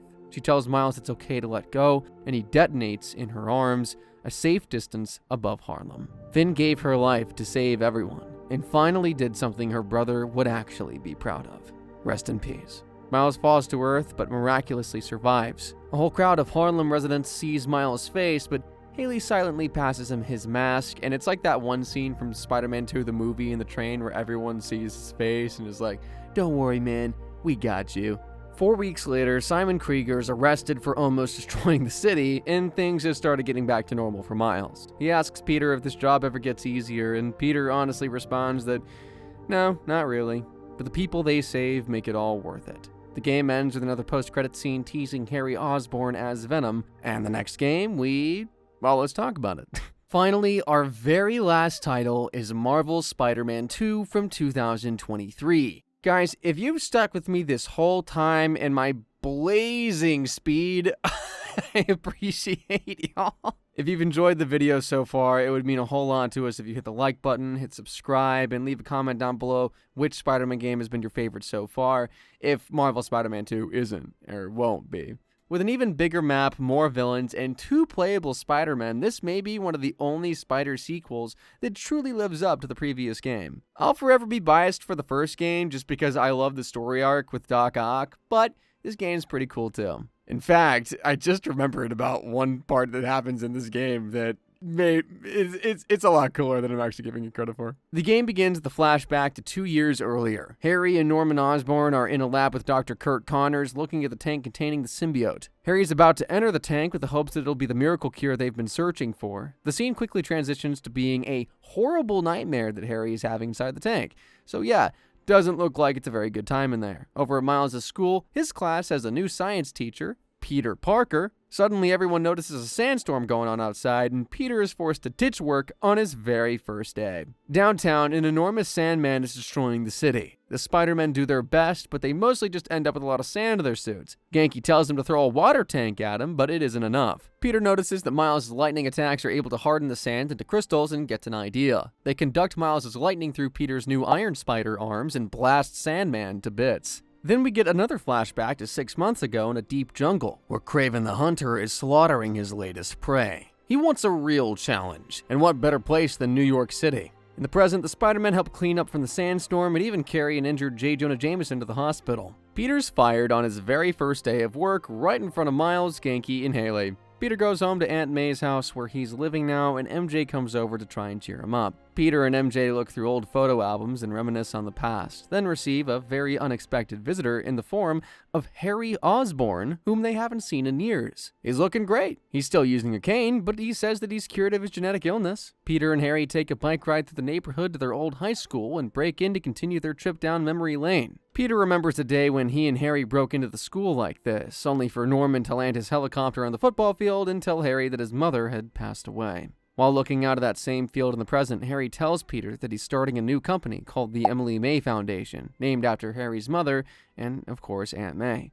He wants this company to create green technology to heal the world, and he wants Peter to be his co-founder. While Peter thinks on this generous offer, Kraven is flying towards New York with a whole list of targets to hunt there, both Spider-Men included. Miles is working on his college essay meanwhile, and Rio tells him that she started dating a new guy. Kinda awkward, but okay. Next, Miles and Peter head to the raft to oversee another prisoner transport. Scorpion is being moved, along with Mr. Negative. This is the first time Miles has seen his father's killer since getting his powers, and it's obvious that he wants to hurt Martin. Peter calms him down, but within minutes, the transport boat is attacked by Kraven's private army of savage hunters. Miles focuses on rescuing everyone on board, and eventually he comes to Martin's cell. He almost does nothing while the cell fills up with water, but eventually decides that that would be too cruel. Right as he's about to break Martin out, he experiences some new blue energy coursing through his body, and Kraven's forces burst in to snatch Martin. Despite their best spider efforts, Kraven's hunters get away with Scorpion, and Mr. Negative escapes. Next up, Miles pays a visit to Uncle Aaron, who he's started to forgive since the last game. He confides in his uncle about wanting to kill Martin, but Aaron tells him that he needs to let go of the past before it consumes him, kinda like what happened with Finn. The next day, Peter heads to the Emily May Foundation so Harry can show him around the place. The facility is absolutely massive, way bigger than most startups. Norman's here too, even though he should really be in prison for what he did to Martin, if nothing else. Peter meets up with Dr. Connors, who's already transformed into the lizard in this universe, but Harry believes in second chances. Peter isn't sure if he can balance running a new foundation with being Spider-Man, but how can he say no to his best friend? After that, Peter goes to investigate some buildings that Kraven is using as his bases, and he learns that Kraven is kidnapping superpowered individuals so that he can fight them in an arena to satisfy his bloodlust. There's even a video of Kraven killing Scorpion with his own stinger. Ah man, and all he ever wanted to do was take off his stupid suit. Kraven's next target is Black Cat. Later, Miles witnesses Black Cat leaving the Sanctum Sanctorum, aka Doctor Strange's house, with a magic wand she can use to create portals. Miles chases Felicia through a bunch of portals, even making a chilly detour through Antarctica, but the Black Cat is having trouble controlling the wand. When Miles catches up, he asks Felicia to use her powers for good to help take down Kraven, but she says that she has a girlfriend in Paris who's currently in serious trouble. Miles decides to help her out, so with both of them holding on to the wand and thinking about Paris, they actually manage to open a portal right there to the Eiffel Tower. After that, Peter, MJ, and Harry go out for a fun night at the amusement park. Tombstone has changed his evil ways and is now working here as a mechanic for go-karts. And you know what? Good for him. Harry reveals that he also has impressive strength while playing the hammer game, but suddenly Kraven's hunters arrive to kidnap Tombstone. In all the chaos, the roller coaster tracks explode and Spider-Man frantically tries to save everyone on board. Just when Petey thinks he's going to drop them, Harry arrives and uses a black symbiote to lift up some wreckage and save the day. Peter reveals that he's Spider-Man, and Harry explains that the symbiote is the same thing that cured his illness. I think we all know how this is going to turn out, but for now, let's try and enjoy how awesome it would be for you and your best friend / wealthy business partner to both have superpowers. Shortly after, Harry creates his own armored supersuit so he can look the part while working with Peter. They break into another hunter base where Peter notices the symbiote is weak to sound, the Spider Pals rescue Tombstone, and make a very explosive escape.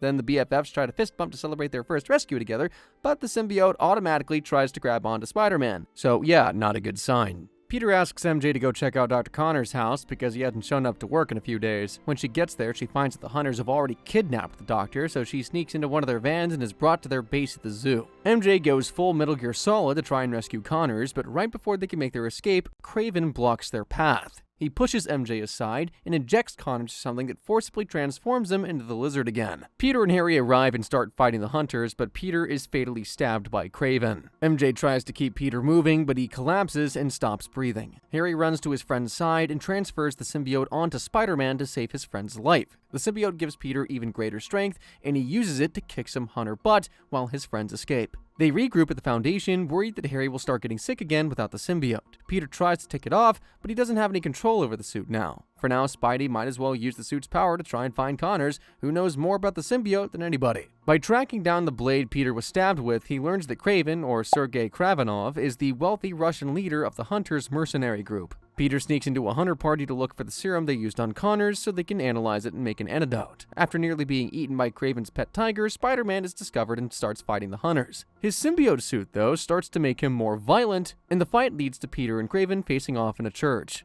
Kraven has the serum, but he also has already figured out the symbiote's sound weakness. He rings the church bells to weaken the suit, but Peter still manages to escape with the serum. Back at the Foundation, he and Harry run the serum through a particle accelerator and create an anti-serum that can turn Connors back to human. Suddenly, the Foundation is attacked by hunters who followed Spidey back here. Peter unlocks new symbiote powers and defeats the hunters in epic fashion, but the whole building ends up trashed in the process. Miles then tries to go on a nice walk in the park with Haley, but he gets pulled away on important spider business. He and Peter track the lizard down to a fish market, but the hunters are on the scene already. They all chase the creature, who's gotten much bigger, through the East River until the beast escapes into the sewers. Peter insists on going after him alone, and after a long and destructive rampage, he finally administers the cure. Connors turns back to normal and brings Peter to his sewer lab. Here, Connors reveals the truth about the symbiote. It's an alien creature that arrived in New York on a meteorite. Connors is the first person to interact with it, and they had to rip his dang arm off just to get it off him. They figured out how to use it as a cure for Harry, but now that it seems to have chosen Peter as a new host, Connors is incredibly worried. When the doctor suggests they need to destroy it, Peter gets hostile and smashes Connors' phone. He starts to really like how the suit feels on him. So Peter heads on home and completely ignores MJ before just crashing into bed. He gets about 10 seconds of sleep before more hunters arrive to kidnap Peter. MJ sneaks around and watches Peter take down the hunters in full-on rage mode. She follows Peter into a tunnel, hoping she can snap him out of it. Outside, Miles tries to save a construction worker from the hunters, only for the man to reveal he is a hunter and inject Miles with a tranquilizer. Meanwhile, back in the tunnel, MJ is going through a literal horror movie sequence as Peter fully loses control and attacks his own girlfriend. Kraven gets away with Miles and Peter disappears. A few hours later, Peter wakes up on a park bench feeling great. Sure, he tried to kill his girlfriend and his partner in crime was abducted, but it's such a beautiful day. And it helps that he doesn't remember any of that stuff. MJ tells him everything that happened, but Peter is convinced that everyone is just jealous of his style and swings away. Though now Harry is actually starting to show signs of getting sicker, and starting to feel like Peter hasn't just stolen his symbiote, he's stolen Harry's whole frackin' life. When Miles wakes up, he's brought into a gladiator arena where Kraven pits up against Mr. Negative. He fights Martin and is brought into the negative plane where Miles sees all of his worst fears brought to life. Miles focuses on a memory of his father to keep himself grounded. By accepting that he can't kill Mr. Negative, Miles resists the negative energy, lets go of his anger, and finds the strength to beat Martin. While all the hunters are yelling for Miles to finish the man off, he instead throws Martin through the skylight and tells him to find Spider-Man. Next, Martin returns to the feast center where Aunt May died, knowing that Peter will show up there sooner or later. When Peter does arrive, ready to take revenge, Martin tells him they need to work together instead to save Miles. Spidey heads to the arena and takes on Kraven directly, who feels like he has finally found worthy prey. Spider-Man is stronger, but Kraven came prepared with giant bells around the arena to exploit Peter's weakness, or rather the symbiote's. Spidey's pushed to his absolute limits, and the bloodthirsty side of the symbiote emerges yet again. Miles swings in to try and stop Peter from killing Kraven, but Peter just turns on his old friend instead. Miles battles his hero, and as Peter says all kinds of horrible things to him, Miles fights through it all. He uses his blue lightning blasts and rings the bells around the arena, telling Peter to resist the symbiote until finally he's able to rip the dang thing off. Miles contains it in a tube, and it looks like the day is saved. Peter thanks Miles for bringing him back from the dark side and brings the symbiote back to an Oscorp lab, planning to destroy it. When he gets to the lab, Harry stands in his best friend's way, enraged that Peter would destroy the one thing that could save his life. Peter tries to warn him that it's evil, but the symbiote breaks out of the tube and returns to Harry. It looks like the symbiote's time with Peter changed it, making it hungry for violence, because Harry immediately transforms into a terrifying, hulking Venom. And as I was talking about way back in Ultimate Spider-Man, this is like the only other real time, in my opinion, that you play as Venom. Just full-on killing spree, busting through Oscorp, leaping away to Times Square. Ah, it's so cool. He is ambushed by Kraven and his hunters there, so no rest for the wicked, I suppose. Venom and Kraven have an epic showdown, the most challenging fight of Kraven's entire life, mind you. In the end, he gets his wish of a satisfying final hunt, and Venom devours the man. Yeah, that was really fucking gruesome for a Spider-Man game. Harry then leaps over to his mother's grave, feeling really guilty about eating a man. He hears Venom talking to him through his mother's voice, telling him to heal the world like his mother always wanted. And the best way to do that, of course, is to spread the Venom symbiote across the entire world, forcing everyone to join its dark hive mind. Peter and Miles get right back to work protecting New Yorkers against a new threat. The symbiote is spreading, infecting people, and turning them into mindless, superpowered zombie things, kinda similar to Web of Shadows. I will take this opportunity to say that there is a cool side quest in this game that hints at Carnage showing up in Marvel's Spider-Man 3. So yeah, we might just have to make another video talking about that game specifically just so I can get another chance to talk about Carnage again. But before I go on another tangent about Carnage, the Spider-Men hurry to save everyone they can and evacuate the city as goopy black tendrils spread to every corner facet of the place. Miles saves his mom and Genki from a derailed train, but Peter has to leave when he learns Harry's gone to May's house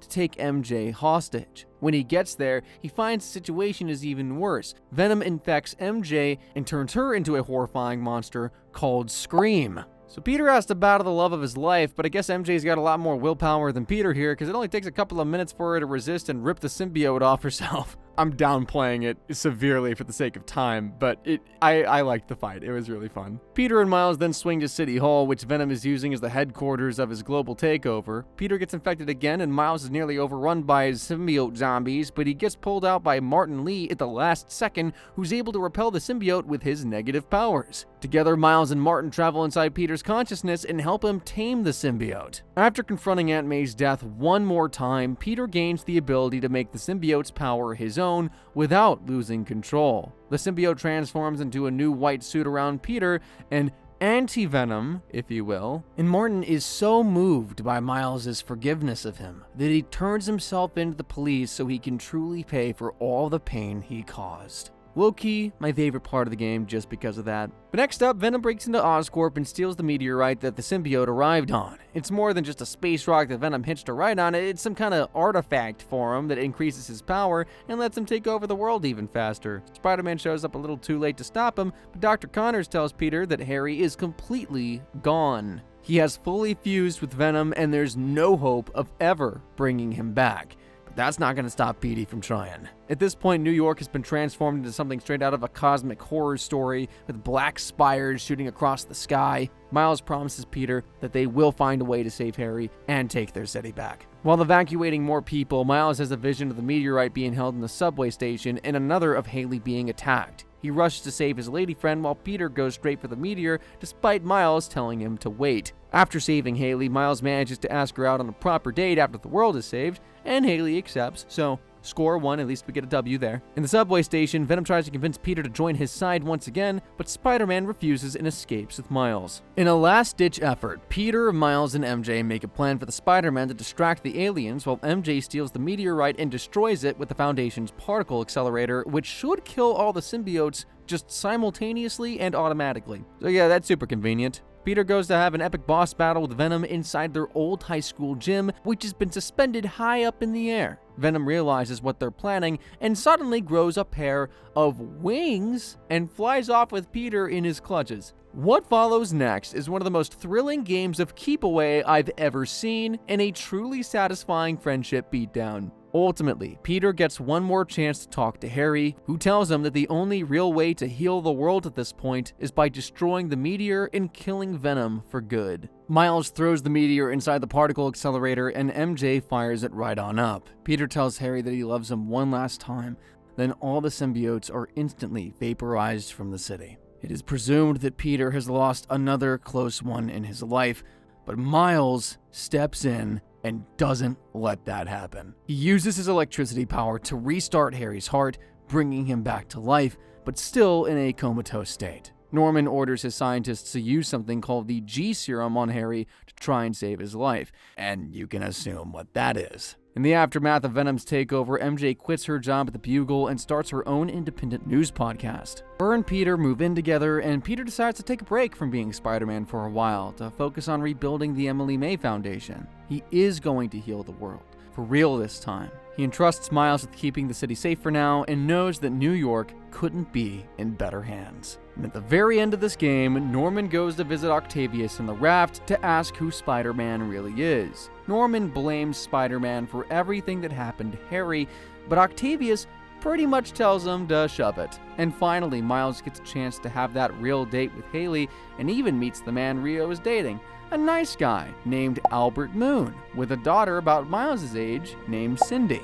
Kind of a strange note to end it on, and apparently Cindy Moon is another Spider-Man variant in the comics named Silk, but that's pretty much all I know. And that's it. That's the end. That's the story of all the Spider-Man games released up to this point. Sure, it's only a matter of time before we could see Marvel Spider-Man 3 for the frackin' PS6 maybe, I don't know. But thanks for sticking with us, and click one of these links to watch another one of the videos. And as always, guys, thank you all very much for watching.